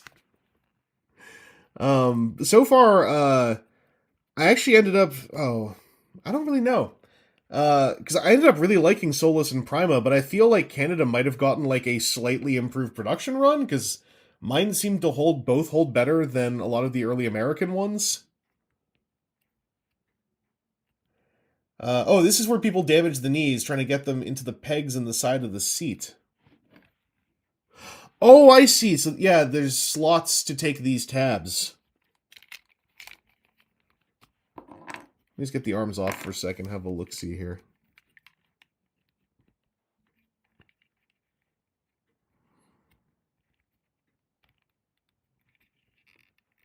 Oh, yeah, I can see how that would happen.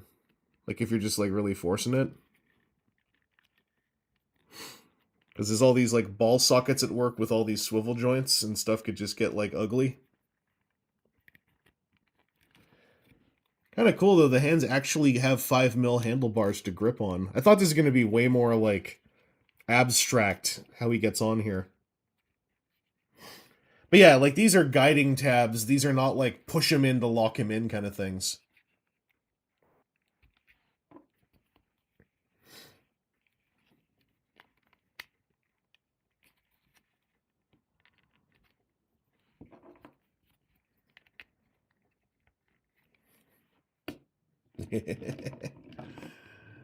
Woo!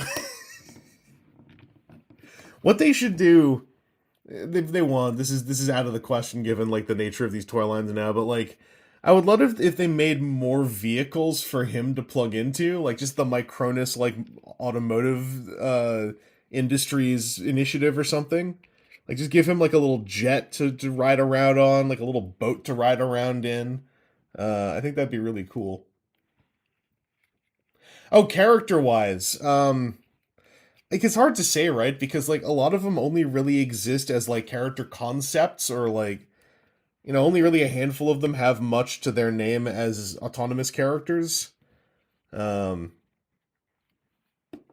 so, like, you know, I like the idea of something like an Amalgamus who's like, I just transform all the time. One of my body parts just transforms. You're saying you want Diaclone. Maybe I'm just saying, between this and Amalgamus, like, imagine if they did, like, Amalgamus, like, forest version where, like, everything's got, like, ghillie suit stuff, or, like, Amalgamus Snow Planet where it all has, like, skis or something, right?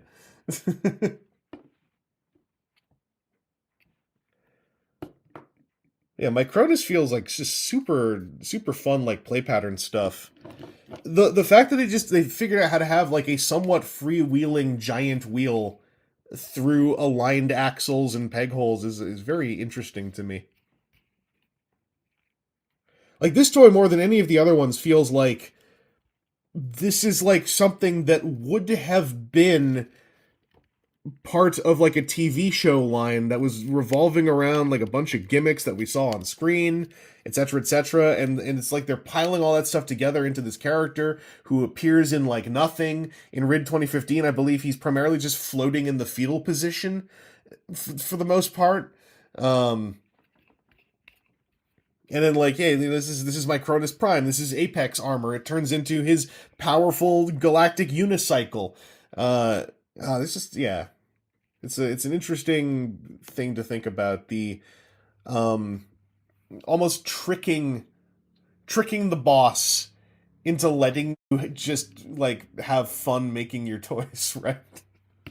And I wish I had a better phrasing for that I probably would want to spend time choosing and writing were I to do a video talking about this, because like I personally don't feel there's like inherent non-value in also just, you know, what Generations often tends to do, which is these like slavish, like how do we reimagine and reshove this thing into existing price point with current play pattern and all the knowledge we've accrued, etc. I don't hate that stuff, and I don't mind that stuff, and I want to find a way to communicate that sentiment alongside my feelings on what the 13 primes are in this toy line, which is for the most part figuring out how to make new Transformers with full budget, right? That's fun. Apparently Alpha Trion just showed up online with EB Games too, and I was sitting there going, like, I read that, I'm like, damn, that's a Voyager. And then Face Forward's like, saw this, and I'm like, give me a sec. Like, on the bright side, right? We're done for 13 primes till Amalgamus and Quintus, and those are not supposed to come out till next year, right? So we got a little bit of time. I still need to figure out how I'm ever going to find Megatronus, dang it. Micronus is very close to the Micronauts. In IDW 1, the implication was that the Micronauts universe is inside Micronus Prime, is the idea. And that's why it's so small. And apparently the completely actually exists in a legal sense, but doesn't exist in an entertainment sense, Micronauts cartoon that is complete. Apparently the folks who worked on that were leaving themselves the room to tie into a Micronus Prime reveal if it were requested of them by Hasbro. Who instead requested of them to stop calling and stop pretending that you ever made the show. What are you talking about? We don't know what the Micronauts are. Oh wait, someone leaked it to YouTube. No, the Micronauts are ours. We own that, actually. We own that show. Take that down immediately. What do you mean it went up again? Oh, it's as though something happened to us akin to something that might have happened to famous singer-actor Barbara Streisand, whatever relevance that might have. Oh, who knows? Anyway. Listen, shouting out the Micronauts show, always happy to, because who else is gonna, right? Not Hasbro, apparently.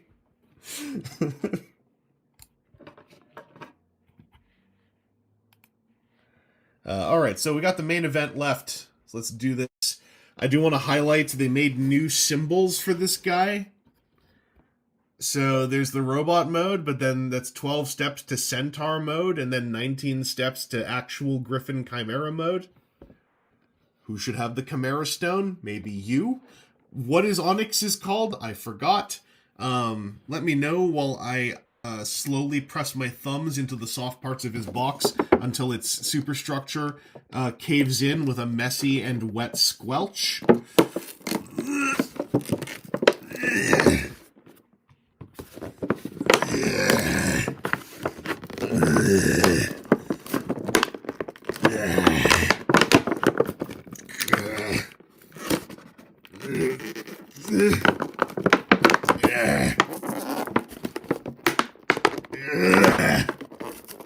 Oh man, these Wave 3 Age of the Primes, they built them to last.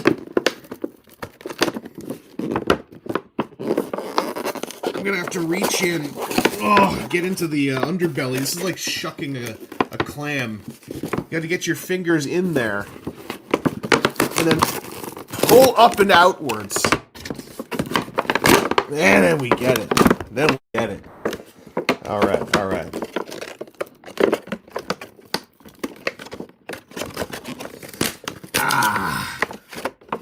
See, we got good work going on up here.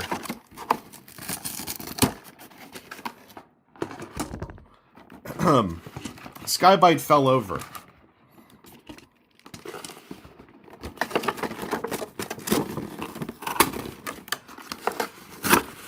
We are fingering that box open. Onyx is, the triptych mask. That's right. As featured on this figure as his spear.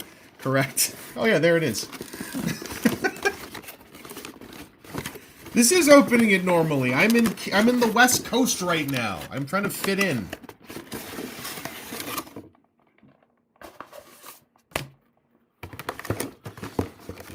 Okay, so for Onyx, I am going to use the instructions because Onyx is turning into incredibly imaginary shapes, and none of them lock into a singular geometric object. So I really need the help. Is there a TFCon right now? No, there is not.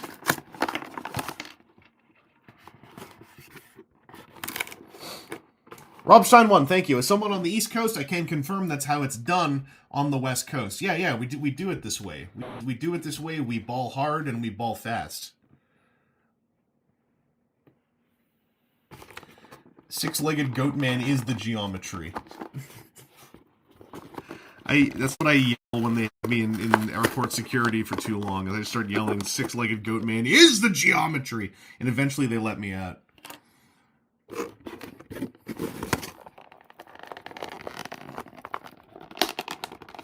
The triptych mask, more like the easy-to-steal mask.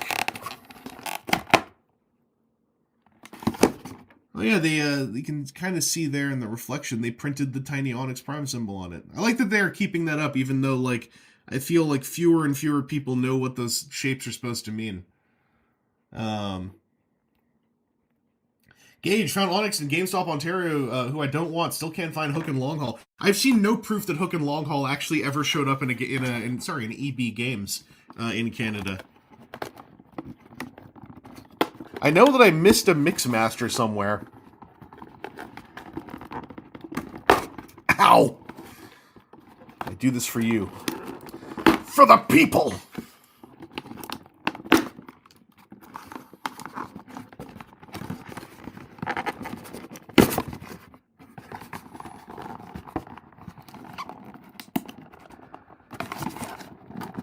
Oh!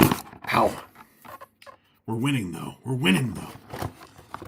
I'm stronger than this toy packaging. I'm the bigger man!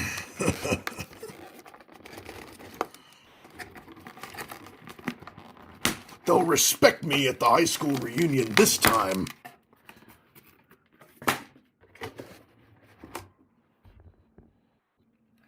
Oh, my fingers hurt so much.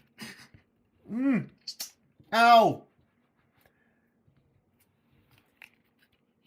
It didn't break the skin, it just made me hurt a lot, and I felt like a sting, and ow! Wee! Yes, I think we gotta get these heels out so he stays standing. Thank you, Gage. Yeah, we have to correct. Whoop. The fact that we don't have to call it GameStop is a small blessing, because the GameStop man in America is insane. So we want to not have to use his words as much as possible.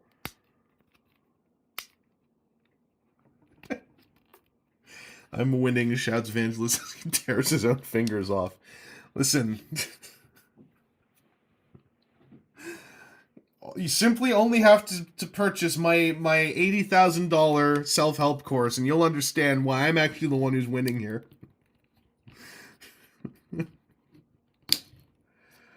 Uh-huh.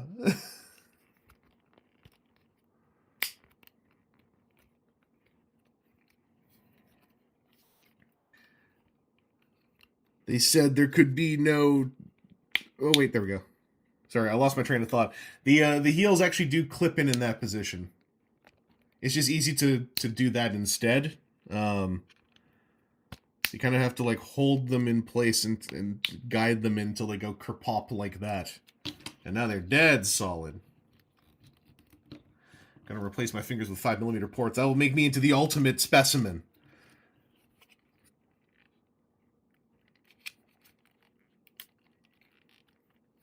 Oh, there's so much going on here. Okay.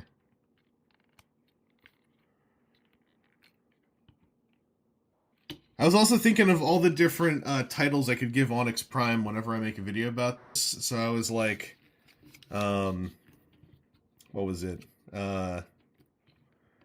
First of the Furries, and the Anthro Originator. Those were the two I thought of.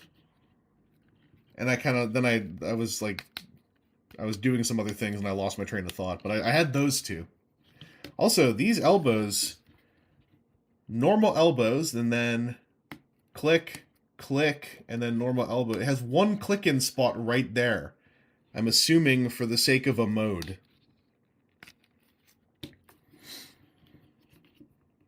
Why does Micronus have a comparison? So that's why I was asking what Onyx's artifact was, because I was having a moment where I was like, wait, is he not the one with the Chimera Stone? But no, he has the Triptych Mask, which he uses as a spear, because you go to Onyx, like, oh, the Triptych Mask, how do you wear them? He's like, what do you mean wear? It's the Triptych Mask. It's a spear. And you're like, yo, Onyx, if it's a mask, why is it a spear? What else do you do with masks? I don't understand the question. Hey, Onyx, have you learned how to work the autofocus on your zoom camera? What's a camera? Anyway, I'm gonna see if there is any setup that they want me to do in here. Okay, there is some out-of-the-box setup. I did want part of it by myself because I'm super smart, which was fold that back. And then they are saying that I want to Voltron puke his face out. Oh, that clicked in. That's pretty solid. And when he looks like this, he has a whole green screen set up, and he's actually using OBS virtual camera, and he's like, the Triptych Mask is a spear because it's a... it's actually a statement... It's actually a statement on how the masks we wear in society are what we use to attack our friends and foes alike.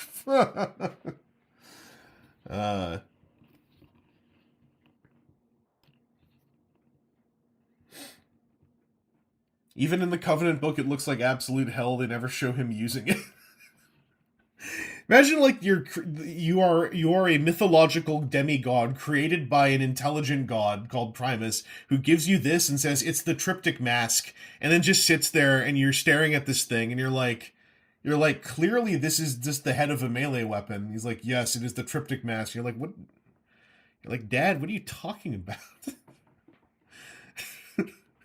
Why isn't it just called the Triptych Spear? And it's like, It hit me one night while I was in the middle of designing Amalgamus Prime. I think it is in fact a spear, not a mask. But it's called a mask because really we all wear them. Even the art is this weird totem pole looking thing. Yeah, like this, end of the day, this is fine because this looks like a Dark Souls weapon, right? Also, I don't know what to do with this yet. Oh! Would you believe you stick this in his ass? Like you would any tail. Yeah, there's even a slot for it back here.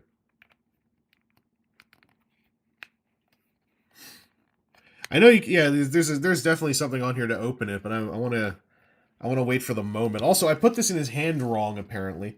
There's, aside from the obvious way to do it, there's also this slot in his fingers, so you can have him hold it like this.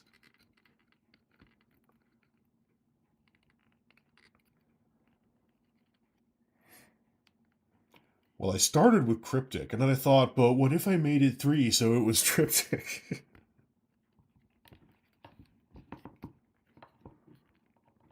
Remember, we do have a clipping system here on YouTube if you want to do clips of me just saying things like, in his ass.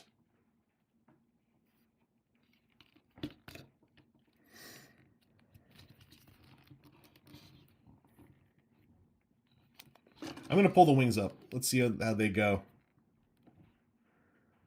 Okay, they just work like wings.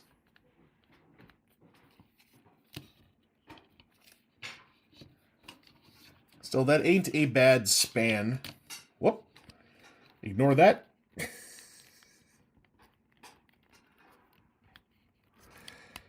Embarrassing me on camera like this? Who do you think brings the money into this household?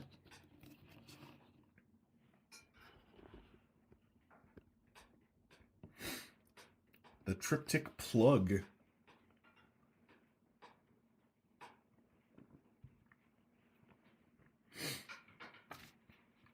I will not ignore that. Will not be silent. The world saw. The world cannot forget. Okay, I'm going to turn him into a centaur using these here instruction books. The wing. I do like how the wings are the mess of rusted cutlery the book showed. Yeah, they got some good tones. They got a gradient going on here that is painted on. Like, that looks pretty sick. Here's a rear view, by the way.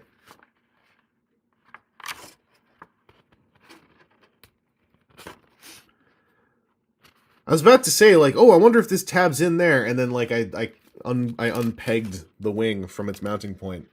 So that's on me. That's me using too much adult strength. I do like the membranes on some of these wings.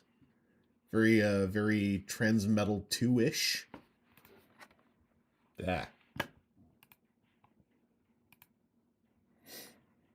I went to click on the chat, and I opened Handbrake by accident.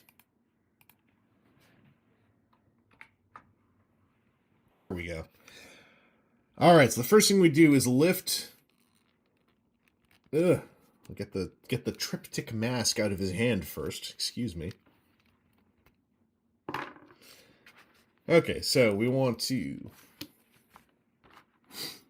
lift up these collar... I gotta raise this camera. Let's go down and up a little bit. There we go. Raise these collar hooves.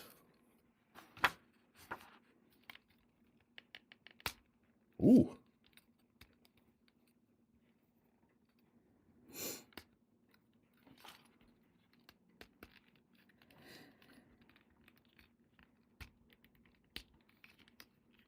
Well, technically, right, the spear is a freestanding 3-part picture, technically, in a way. Transforms when it behooves him.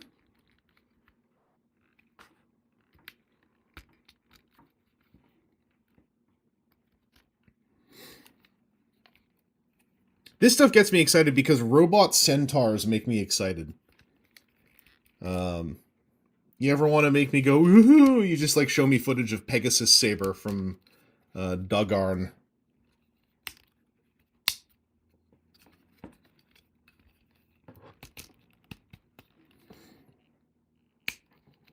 Deltatron, what's up? Yeah, we're doing the Robo Horse.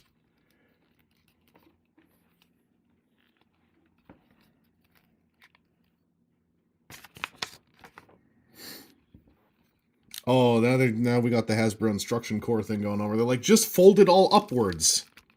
Like, sure, buddy. Yeah, this is what we're doing. This is from here up to there.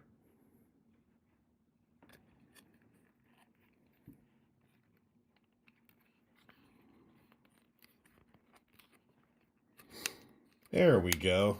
His dainty little front hooves.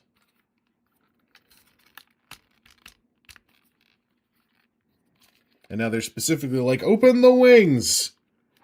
And then have him consume his face.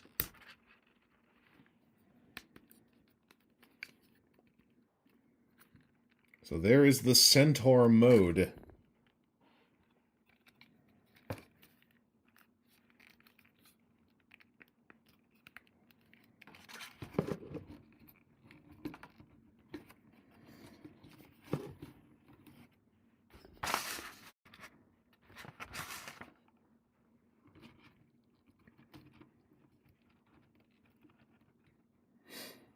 The Streetergon Fury Megas. I forgot about the Mystic Force names.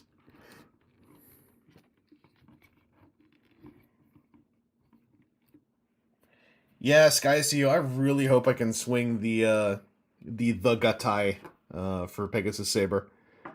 Ooh, here we go. So, we take that tail off. Here's the bit. Which is also highly Pegasus Saber core. Open it like that, and then...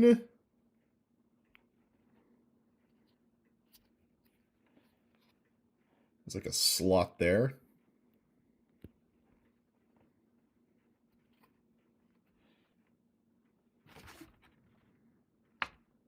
Yeah. Ignore that. I mean, go ahead and tell the world. No one will ever believe you.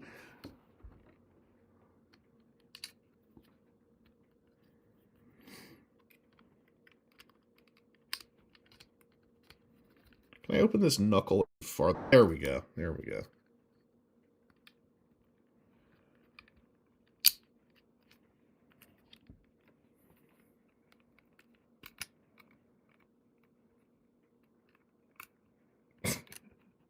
It's very awkward, but... but... oh, man. So I'm going to say it. You don't usually just hold a bow and arrow like this.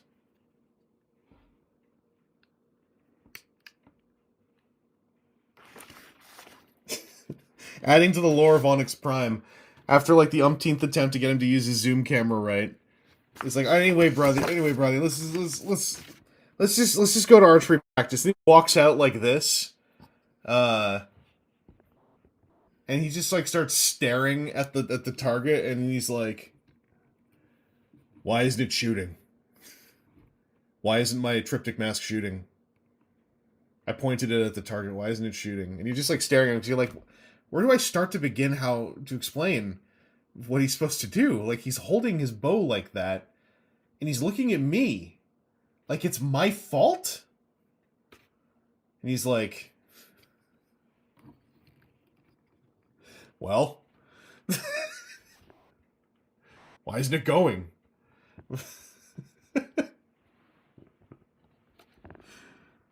Friggin' banana guy Kaito trying to use any kind of weapon in Gaim. He's like pulling on the string from here. He's like, I'm gonna get you with this. Oh, my bow and arrow like that all the time. It sounds like a skill issue. For those who have not seen Kamen Rider Gaim, there's a very funny, and to this day I don't know how intentional it is, thing, but the suit actor for Baron would often wield weapons, especially the bow and arrow weapon, in incredibly funny ways. Ignore this. In ways that were almost in character with how, like, flippantly ignorant they are as to how the weapons in question work. Oh, thank you. Banana Guy is Len. Kaito's the vocal.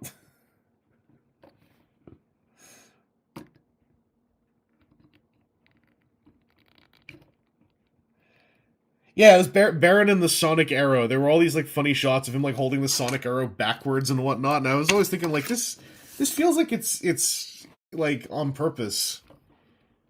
Like, I kind of love it. I am having, as you can see, some, what do you call them, mushroom peg wardrobe malfunctions. I'm trying to see if there's, like, a nodule going on in here. Thank you for the proper, yeah, the Soseikyu Sonic Arrow. If you say it differently, then you were not paying attention to the footnotes.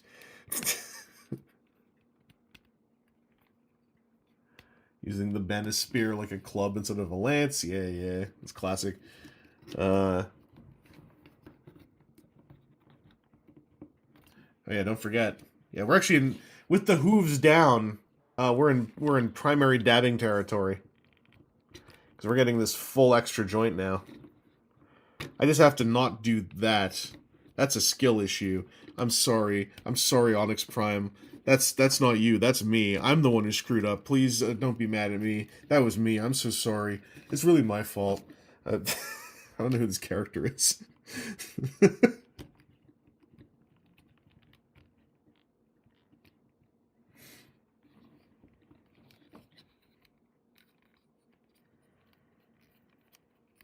Oh, we get like... Oh no, it still gets stopped up there. We don't get to go like full out on our own. We have to do a little bit of hinky dinkering.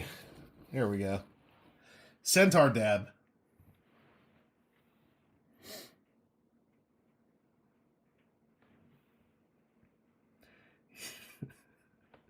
He's gonna use the triptych mask on you if you aren't careful.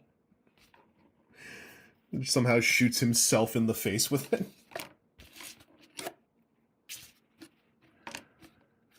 All right, let's go to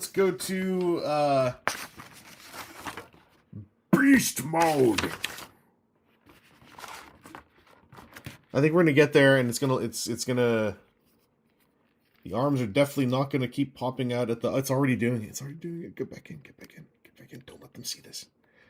Don't let them see you fail. You have to show them you're better than them.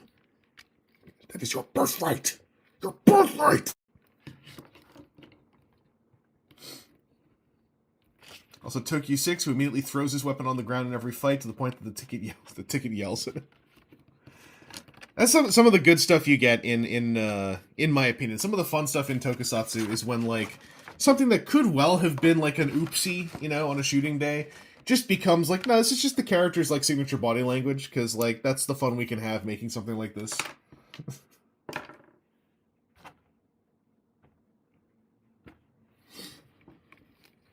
First thing, we tip the head away.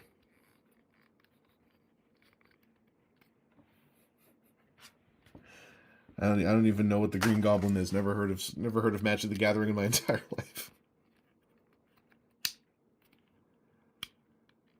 Yo, is his face about to become his crotch?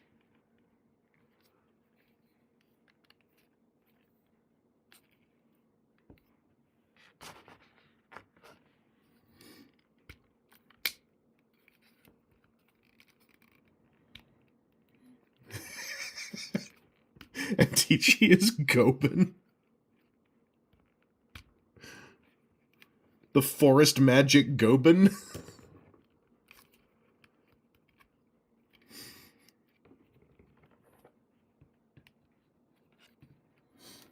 Crotch face? Not clickbait. I'll try to see if I can get Micronus onto Beast Mode Onyx's back.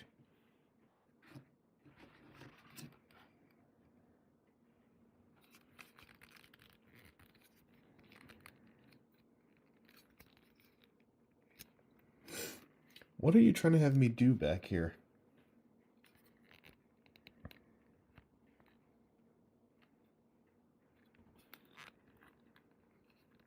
The picture is not entirely making sense.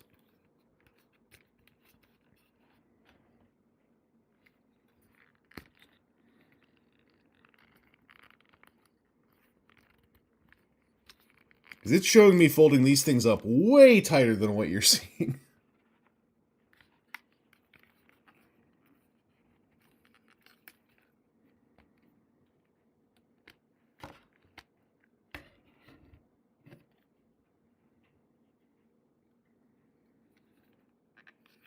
And then we fold this whole axis down again.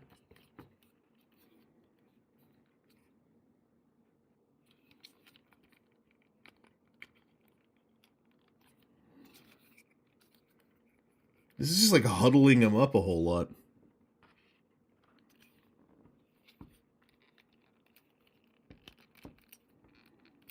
Okay, not the crotch, it's just like the throat.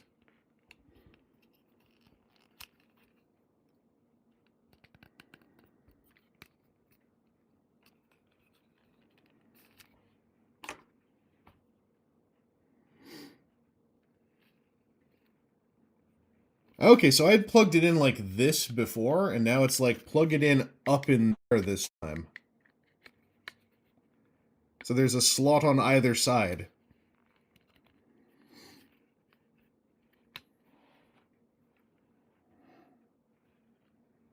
So we're like done. Kind of thought more was going to happen going to beast mode. But they just have you like huddle up all the legs, so he's kind of just like a shambling monster.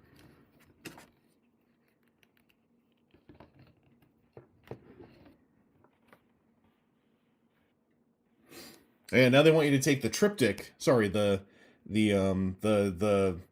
triptych mask, and now stick it like this.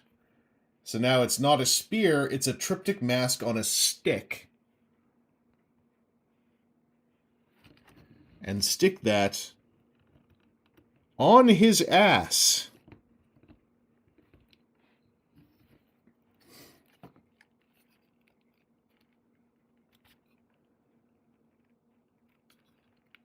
Yep, goofy. I don't hate it. I kind of wish that the robot hands flipped in, something else flipped out, so they were not so much the robot hands. So you know, if I had a real major qualm, it would be that. I would be lying if I said I hate it though. Like there's something kind of funny about it. I like that like all three pairs of legs are slightly different.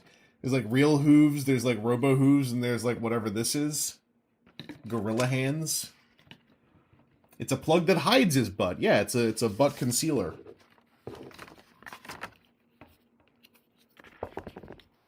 Yeah, the mouth opens, the head is on like actually on a ball socket connection, so it can look left and right, which is kind of sick.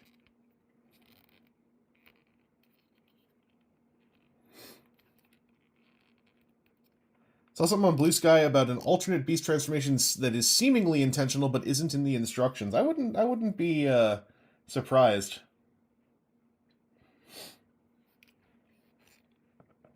Spider Dragon. Live action Power Rangers Mammoth Dragon mode.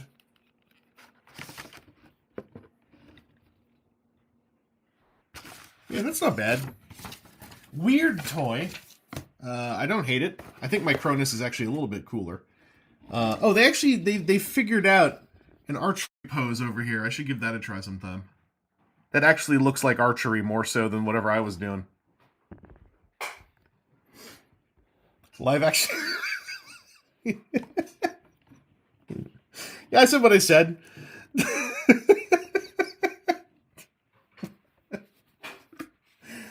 I don't like to see remakes. I only watch the animated Power Rangers movie.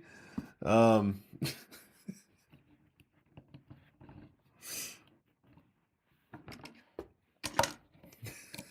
didn't even realize what I was saying. I'm so messed up by everyone calling everything the live action movie ever since the Ninja Turtles one, where I'm like, I guess it is. And that's messed up my vocabulary. Live action Power Rangers movie. Like,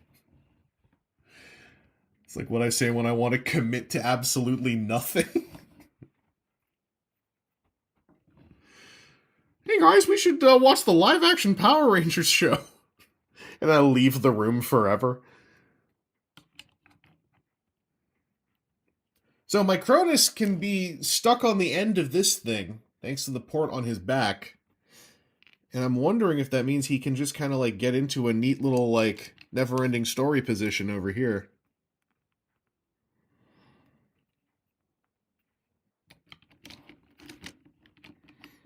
It's so close. Look how close it is. It's off by like a centimeter. Oh, I can get it in deeper though. I can get deeper into Micronus.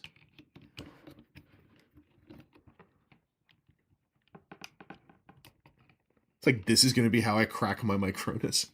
It's like barely in there, but it's holding together. So yeah, you can figure out a way to have Micronus come flying in on Onyx.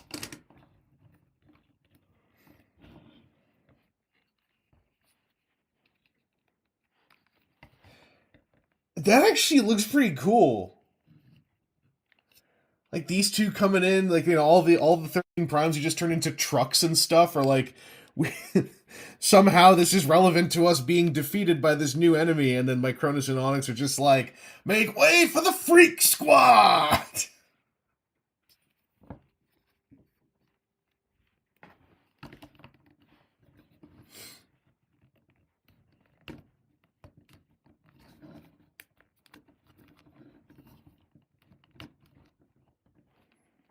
There you can also see the upward hinge. It's limited, but neat. Can I fold this down anymore? No, it's bumping into something. Okay. It's actually, yeah, don't try to fold this down farther. That's actually pushing on something that seems kind of tenuously connected there on the ABS. That could crack it.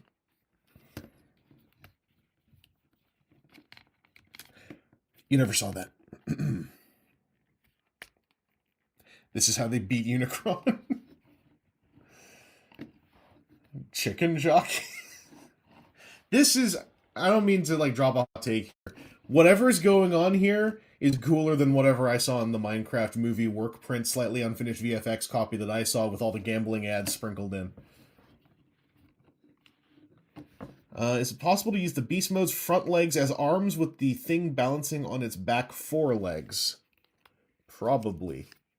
Because the tail is not jointed, it's solid. So there's probably a way you can pull this off. And these, by the way, have ankle tilts because they're the robot feet too. And a thigh swivel. So there's some range back here.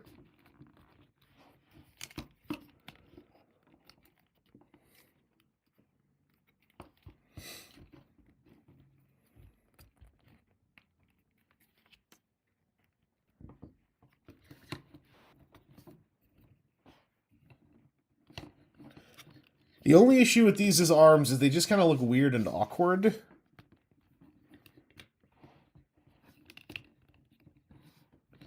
Because this very much looks like, Onyx, why are we pretending like that? You clearly could just stand up at this point. Onyx is like I'm in character. This is my persona.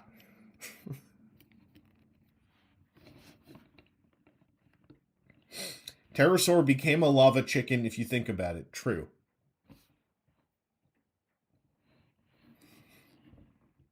Can this one dab? I mean, I think it can.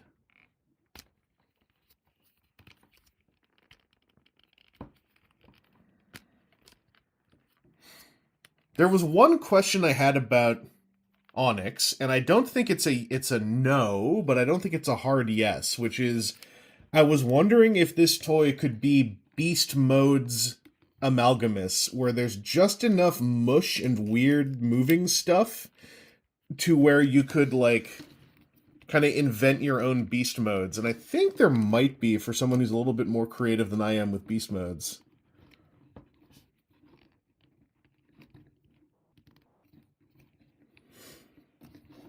He's kind of dabbing. Like, I think it kind of works.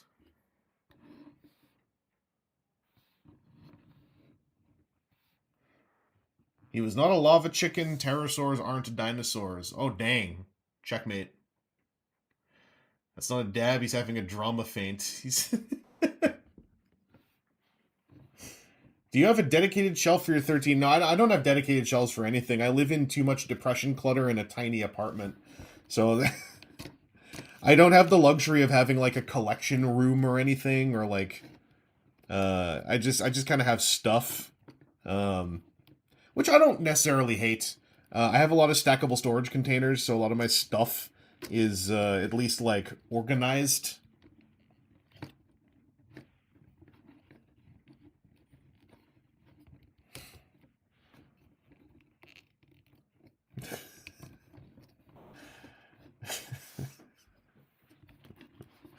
Someone walks up to Onyx and is just like,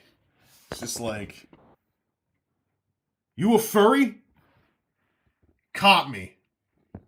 You caught me."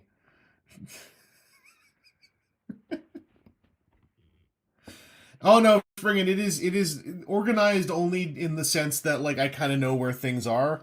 It is depression clutter is a much more apt description for the ongoing work I'm doing on myself and my living space.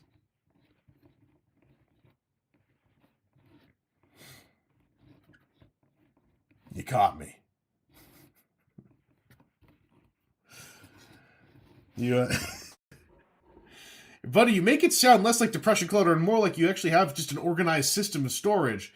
Uh, unless you're just not talking about like the state of your living room. You caught me. You caught me. Then he eats them. Yeah, can we just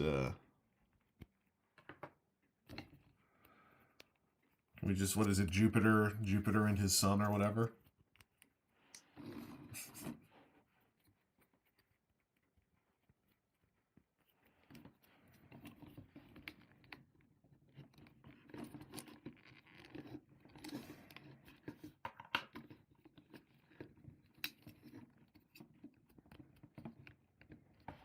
Saturn.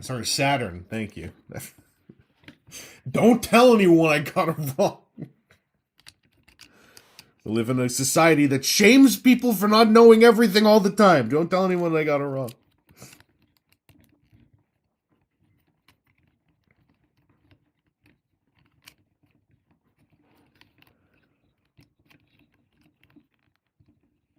One of the reasons why I'm okay just like saying stuff and then asking how close I am to getting it right is because I want to normalize enjoying being wrong.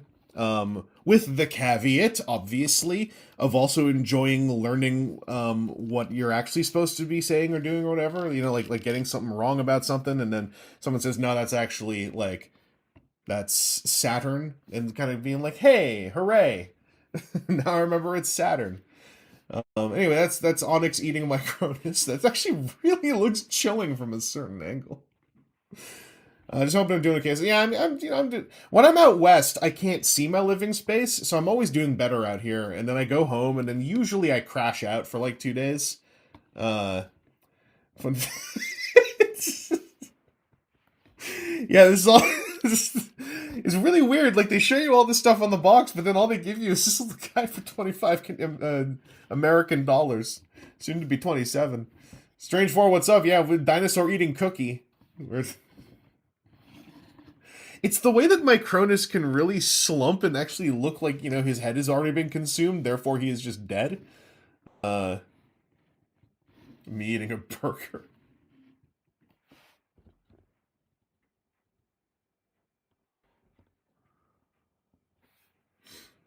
But yeah, Micronus also comes with this entire fun thing, which I am quite a fan of. Yeah, Saturn eating his children was my goal with the hand positions. Onyx was made when Primus was drunk. Confirm me. Onyx is the platypus of the 13 Primes. Unicycle DLC.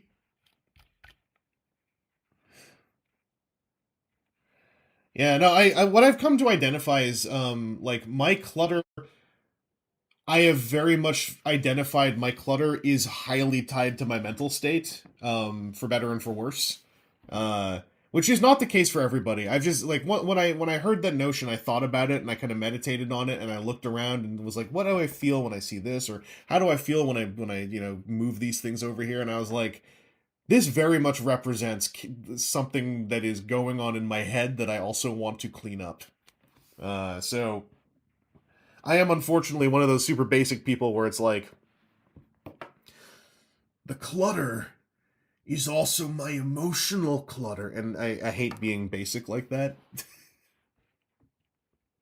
Fun fact, we don't know that was Saturn. Goya was kind of going through it, to put it lightly, and we only found that many others after he died. Hey, you know what? Hey, I'm feeling it. Sometimes I'm going through it. So, hey, this is me and Goya got something in common here, that we made a guy eat a little guy. While we're me and Goya and every Vor artist on DeviantArt all got something in common here. So we made a guy eat a little guy.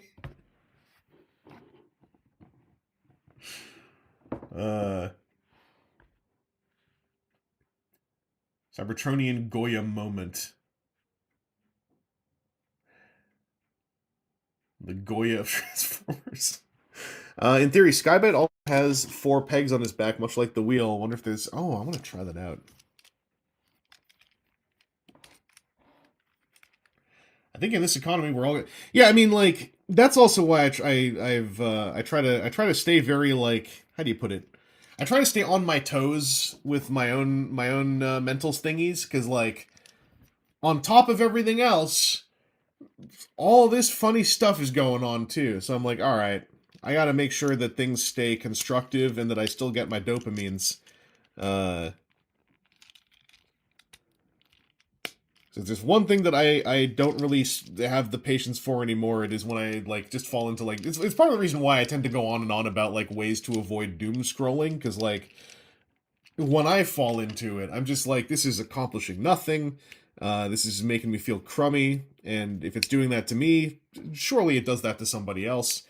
That's also part of the reason why not the only reason why, but it's part of the reason why I have so much fun streaming. Is because doing these streams really, I am super just like, I am not in those places when I'm streaming, for whatever reason. I feel super good when I'm streaming, and so I'm like, maybe this is absolutely not the same space. When you said it, I was like, maybe you're right, but like, no, looking at them side by side, that's super different. But yeah, I feel just like better when I'm streaming, and it seems like for at least like, you know, a single digit number of people, it has a similar effect. So I'm like, hey, this is a win-win for everybody. That's why, like, I'd seen a good way of putting it, where when it comes to like what I am as a streamer type, right? Like, I'm not an apolitical streamer. I'm much more of a acknowledger of what is happening, and so let's all take a break for a sec kind of streamer. I just noticed he's not pregnant, he's holding his helmet. But also he looks pregnant, so it's kind of funny. But I saw a great way of describing one of my personal goals as someone when I'm streaming, which is like, I'm not there to pretend bad stuff isn't happening. I'm there to just like acknowledge that, you know, hell yeah, I yell about it constantly. But when I'm streaming, I'm kind of like, I'm just gonna like, you know, I'm not gonna go like, we pretend the world is fine. But I'm like, whatever's going on out there, I got a thing I'm gonna do. I'm gonna have some fun with it. Hopefully we'll have fun with it. It's also why I try not to be super harsh. Like if someone does come in and they're just like bummed out, because it's like, no, I mean, it's gonna happen.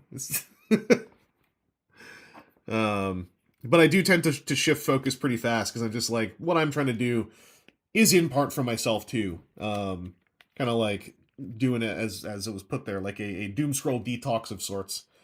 And hopefully folks are having a good time with it. It's like what I call like it's not non-toxic positivity. It's like I'm trying to run my toxic positivity through some cheesecloth, so we're at least getting all the good bits. Yeah, so when I look for that photo, I do go onto Google image search and I type in the search Gundam card pregnant char, and I get it immediately, because I do know that he looks super pregnant. I think it's pretty funny. Yeah, yeah, it's just positivity. It's just I like, I don't know. I think like the phrase toxic positivity, like in a way, kind of sounds metal, and I want to be cool. I want to be like Sephiroth. So, so you know, it's kind of fun to try to work the word toxic in. So I'm all like, yeah, in this house. Does it turn up any results beside the card? Maybe I don't scroll down too far, because it shows me the card immediately. Yeah, toxic. uh, I want to turn Micronus back into his wheelman form. I have my own set of beliefs as to how to approach a harsher world, and I was kind of like I was hemming and hawing over it because like I was falling into what I would call like the early streamers trap of like, oh, how do I accommodate everybody else though?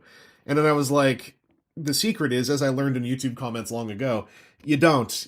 I accommodate myself and just trust that accommodating myself accommodates enough people. And if it doesn't, I just try not to make a big deal about it and just go like, look, these are my faults. This is where we're at. uh, I wonder, can I just have his head out? I could just have his head out.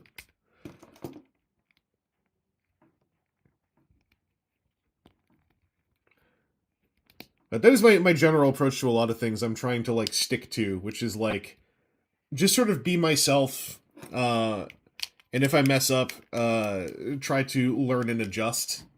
Because I feel like if I mess up, it's more likely to be something, how do you put it? Something that can be learned from and that is fixable and that is not like, you know, me like doing a long awkwardly shot vlog about why it's okay actually for me to be yelling all these slurs because like you know, I can't believe what they're doing to humor. You know, my hero George Carlin, who I've watched on TikTok a lot, you know, that kind of thing.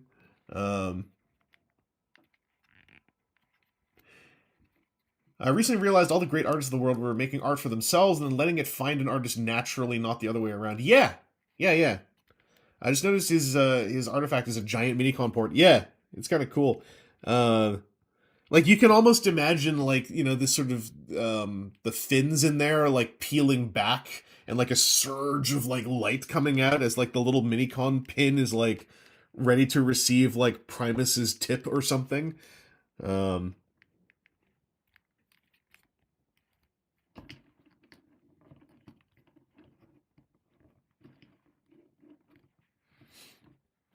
Peeled fins. Yeah, Kamen Rider OG power source. But yeah, there's these things that end up as turbines on his back. You can flip them up, so you could technically be all like, hang on.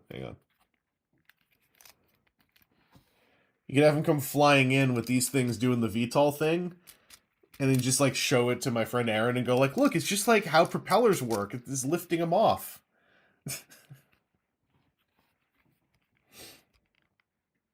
Have you received Primus's tip?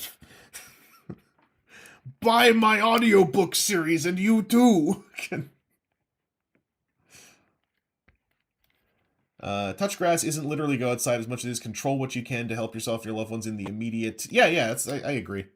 That's like very much my approach when I've tried to give any kind of advice has always just been like, for instance, in the general world, right? Stay informed, and then once you're informed, take a break. Because at a certain point, you've seen all the info, and then it's very easy to trickle straight from I've seen all the info into I've seen people theorize about what might happen. And theorizing, also, not bad, but unless you've got like a very strong mindset about it, it's real easy to just think about theory as reality, and then, oh no, how can I personally stop this? Because also it is our human nature to want to personally solve problems, and that is why it is also important to healthily recognize like what is within your purview to actually affect right now and what isn't. And kind of like, you know, you gotta, at the end of the day, you have to prioritize yourself first, but in a way that also does not bring harm to those around you. Like it's you know, lots of taking your paperclip and using it to push the buttons, right? Doing a lot of very simple but easy to fumble operation board gaming, right?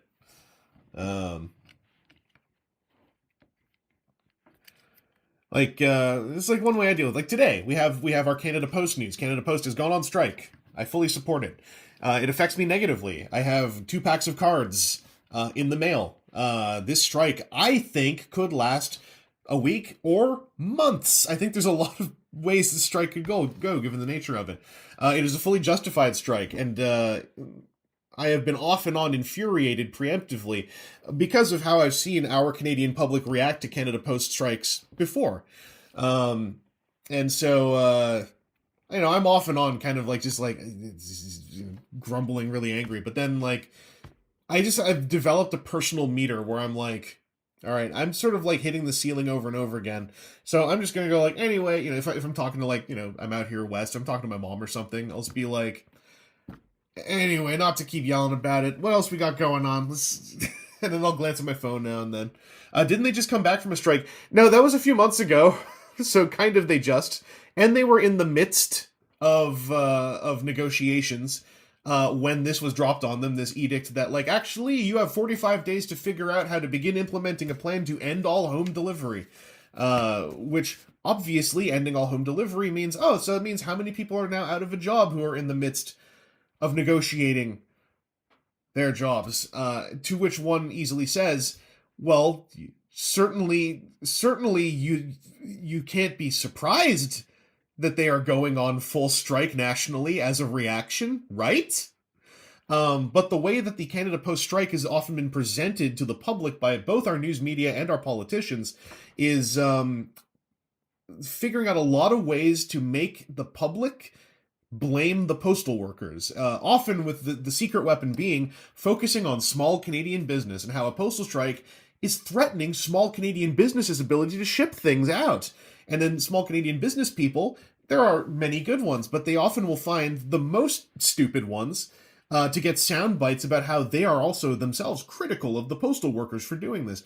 When it is really a straightforward situation of the postal workers, should you actually ever seek them out for comment or dig up the few times that they are sought out for comment themselves, one of the first things they say is, we want to work 6 days a week. Another thing they say is, we want to deliver more parcels. The postal workers are often portrayed as lazy and wanting more money, when if you so much as talk to them at all, they're like, no, we want to work more, because letter mail is down, but parcel mail is up. So we want to deliver more parcel mail. That is like the crux of their negotiations. Isn't that horrible for small business? Yes! So Americans might be confused by this. So, let me take a sip. What Canada Post is a federal crown corporation. So what this means, in very cynical layman's terms, and I'm working on not being too incorrect about, is it is a government office that our taxes ostensibly pay for, but that is to pay minimum amounts of wages. It is also expected, as a corporation of the Crown, to break even every year. That's why a lot of the talking is about Canada Post is losing money, right? So what they are saying is we want to end all home delivery and instead have delivery hubs that people have to go to get their mail. Something they are already doing in some parts of Canada. And in those parts of Canada, they already have a system in place where they say, now if you're, if you have mobility issues or you're elderly, you can apply to have your mail still delivered to your home and not to these delivery hubs. And my mom and I both have the assumption that, and this is an assumption, bear this in mind, I didn't look into this yet. The assumption from lived experience is, if there is a form you have to fill out to apply for home delivery when it has been moved to a hub, I bet that A, the form is on a website, thus making it inaccessible to a huge number of elderly people. And I bet you B, it's a really ugly form of weird means testing. I got a reply on Blue Sky from a fellow Canadian who said, I'm in an area with this. My wife has mobility issues, so I applied for at-home delivery. They said because I do not have mobility issues, we can't get at-home delivery, even though, quote, I work a job, paraphrasing, where I sometimes have to leave the city for days at a time on plane trips to do things, leaving, obviously, this person's wife at home alone. But because his mobility issue wife lives with a spouse who doesn't have a mobility issue, their application was denied. So that like, I could look into it, obviously, but I was like, wow, that confirms my cynicism immediately. So that's also why I'm kind of furious about this, because like this is awful for everybody, and I am not looking forward. This is my preemptive infuriation, right?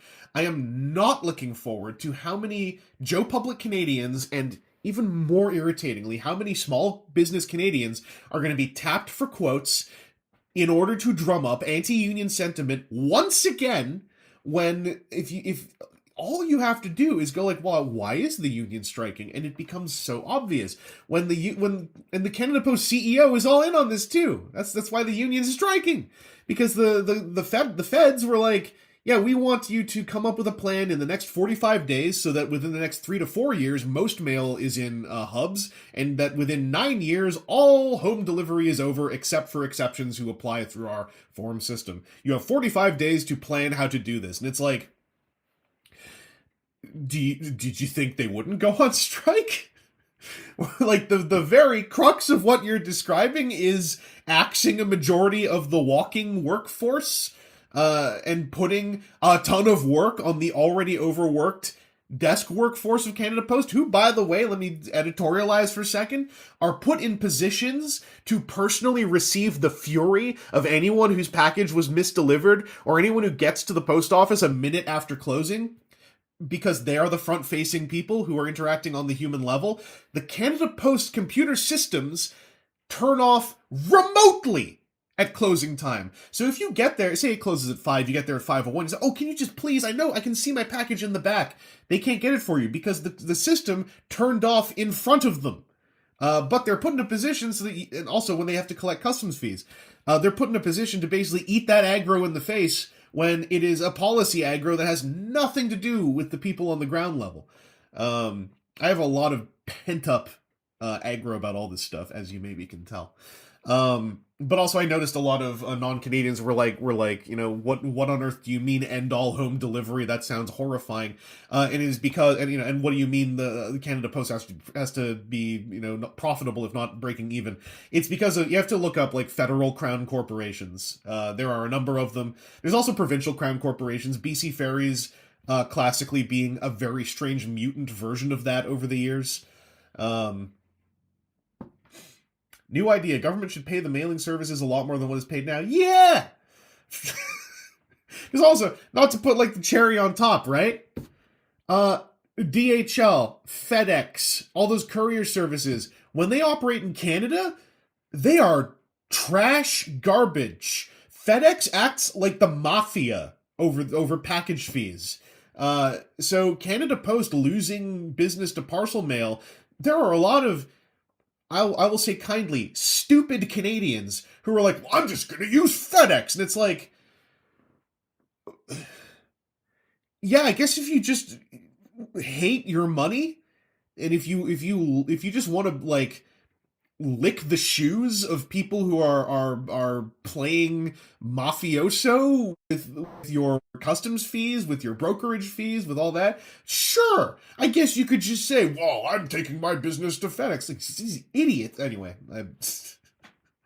so your mail service is like pseudo-privatized. Yeah, it's sort of. It's not, but yes. Crown corporations, I don't know a lot about them offhand. I just know the phrase because I've interacted with them in past. But that is sort of the phrasing that explains things, right? You have to kind of look up what a crown corporation is. Yeah, it's there are Canadians who just go like, well, I'm going to use these courier services. And you want to friggin' reprogram and make more efficient their neurons with blunt force, because it's like, I don't know what else to do. It's and you know, and I have encountered, like, maybe I just order too much stuff, right? But like, I was in a board game Discord connected to a board game company who have the Transformers license, and they were selling a pack of 3 cards, and the shipping was $25 to $45 depending on the era. And I went in the Discord and said, dang, that shipping's a lot. And someone who claimed to be a Canadian told me, oh, that's just how much it costs. And I, to this day, when I think about this interaction, I get angry because this guy was telling me, "Oh no, it's perfect. It's actually more expensive in our own country with Canada Post to ship a pack of cards." And I'm sitting there going, "Like, are you 10?" And so I tried to civilly say, like, "Well, that's not been my experience." And then I went to the Canada Post website and I was like, "Well, I punched in the dimensions and weight and postal code, and it says even with tracking, it comes out at like $15 shipping." He's like, "Oh, you must live in in a small town. I live in a much bigger town. Live, I live in Toronto." Anyway, that's when I just gave up on the interaction. And I was like, I have to write off this Discord moderator of this board game website as living a very sheltered life.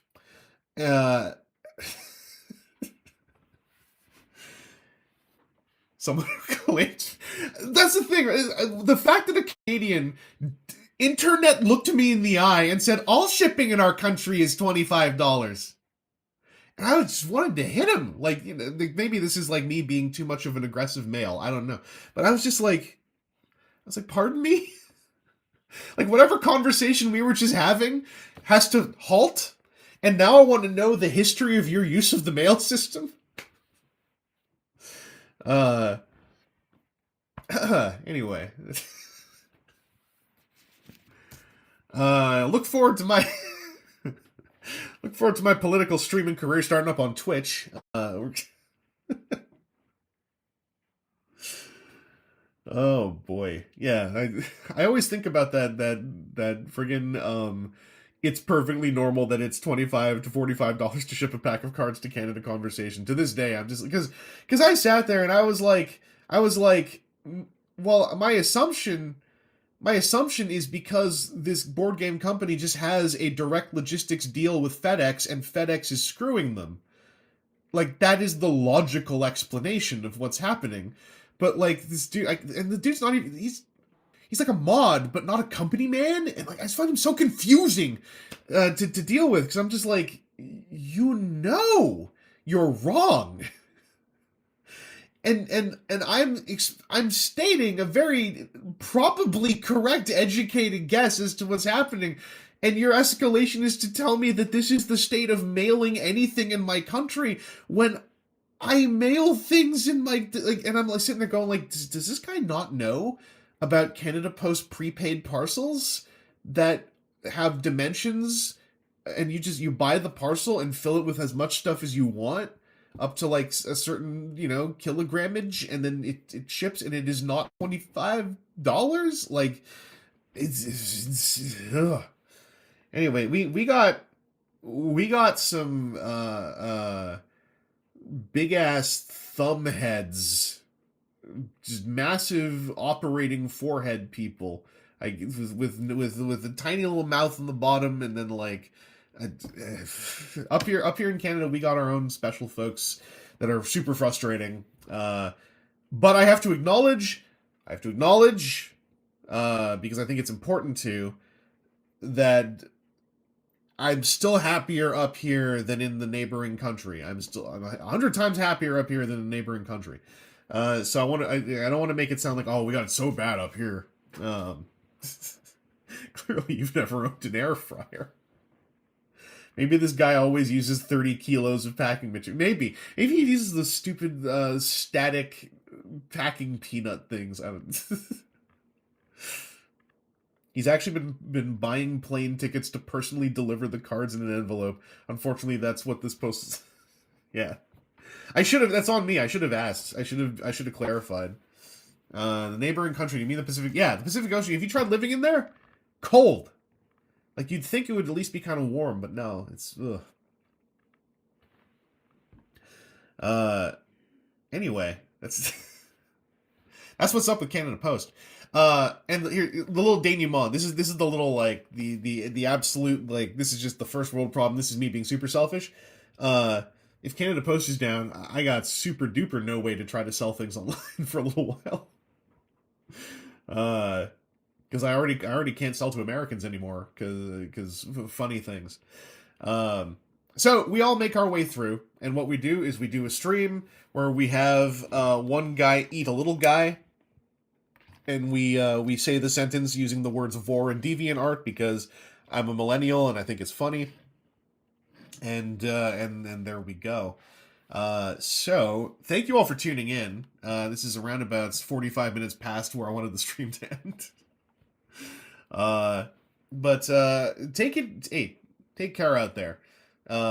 Make sure you find sources of joy, even if it's. I will always say this, because I found a source of meditation and joy from like just looking into like pottery videos. Take the risk and look into dead simple, like look at objects in your house and just go like, how'd they make that?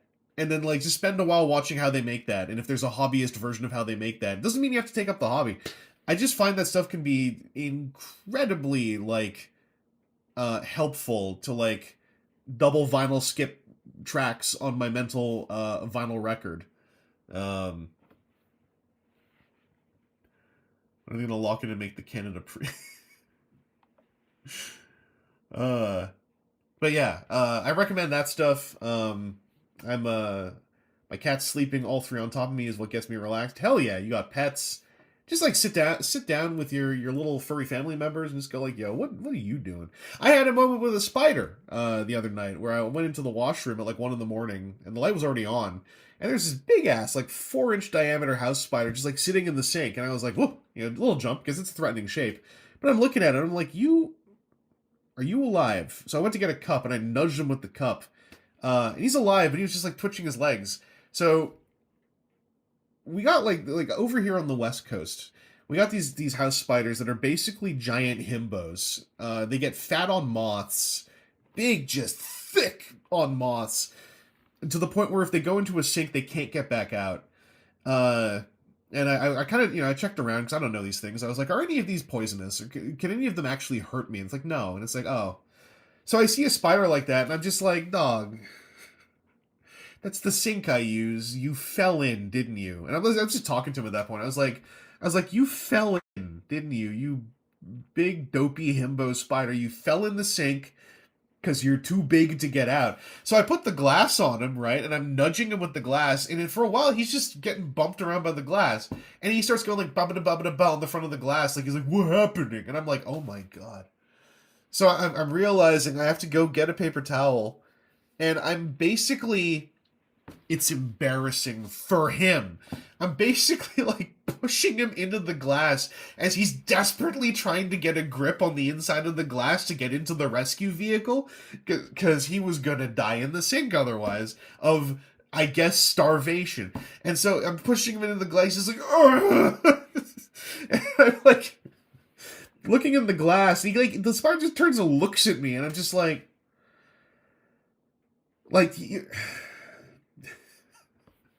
Like, I'm very tired. You're so lucky that I was here to save your life. You dope. And I took him outside and, like, shoved him outside. I was like, get it. Just go do something else. But yeah, that's my... because I don't have any pets, but that's, like, the closest thing I get to pet experiences is when I'm out here and I see one of the big himbo spiders and I'm just like... watching them. Like, there was a little spider, unfortunately perished, because I lifted the toilet lid, right? To use the toilet as a human does. And then I put the lid back down, and there was a spider that I guess while I lifted the lid, ran to catch it. And I was like, I don't feel bad. I don't even feel bad. I don't know what you thought you were doing. So I had to remove the deceased entity into the garbage can. But I was just sitting there. I sat there for like a minute, just like, what happened here? Like, I didn't see a spider anywhere. I lifted the lid as one does when one uses a toilet. When I put the lid back down, there was a very flat spider on the exact pinpoint area where the lid touches the tank, and I'm like, did dog like run in there to catch it? Like,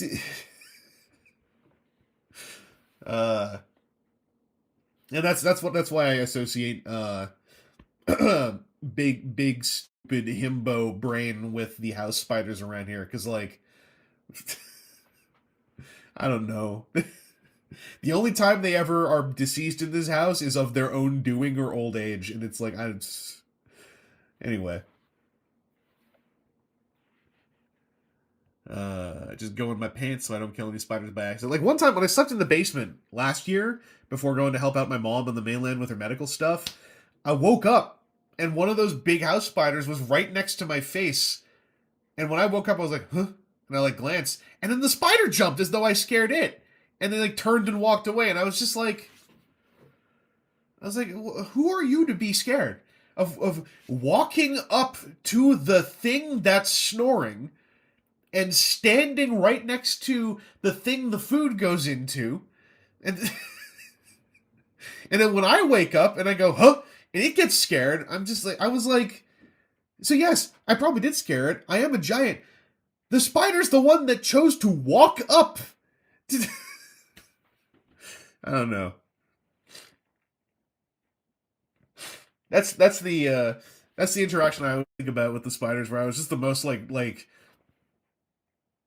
I don't know if flabbergasted is the word, but I was just like, I wanted to find that spider to sit it down on a stool and like talk to it sternly for 10 minutes. Because I just wanted to go like, you are a predator. Have some survival instincts. Don't walk up to my mouth while it's open.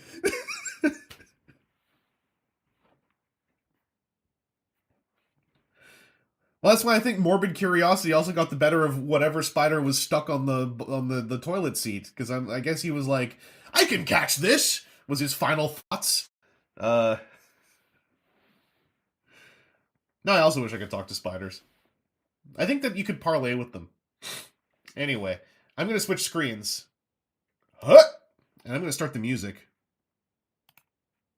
Huh!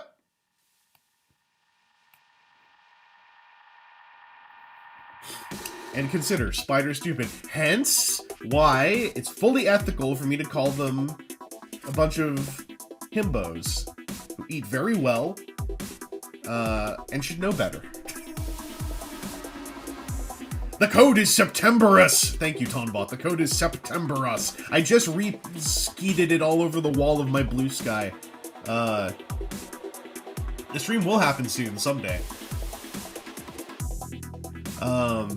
But you all take care out there. Stay safe. Do your best to keep your happiness high and hopeful.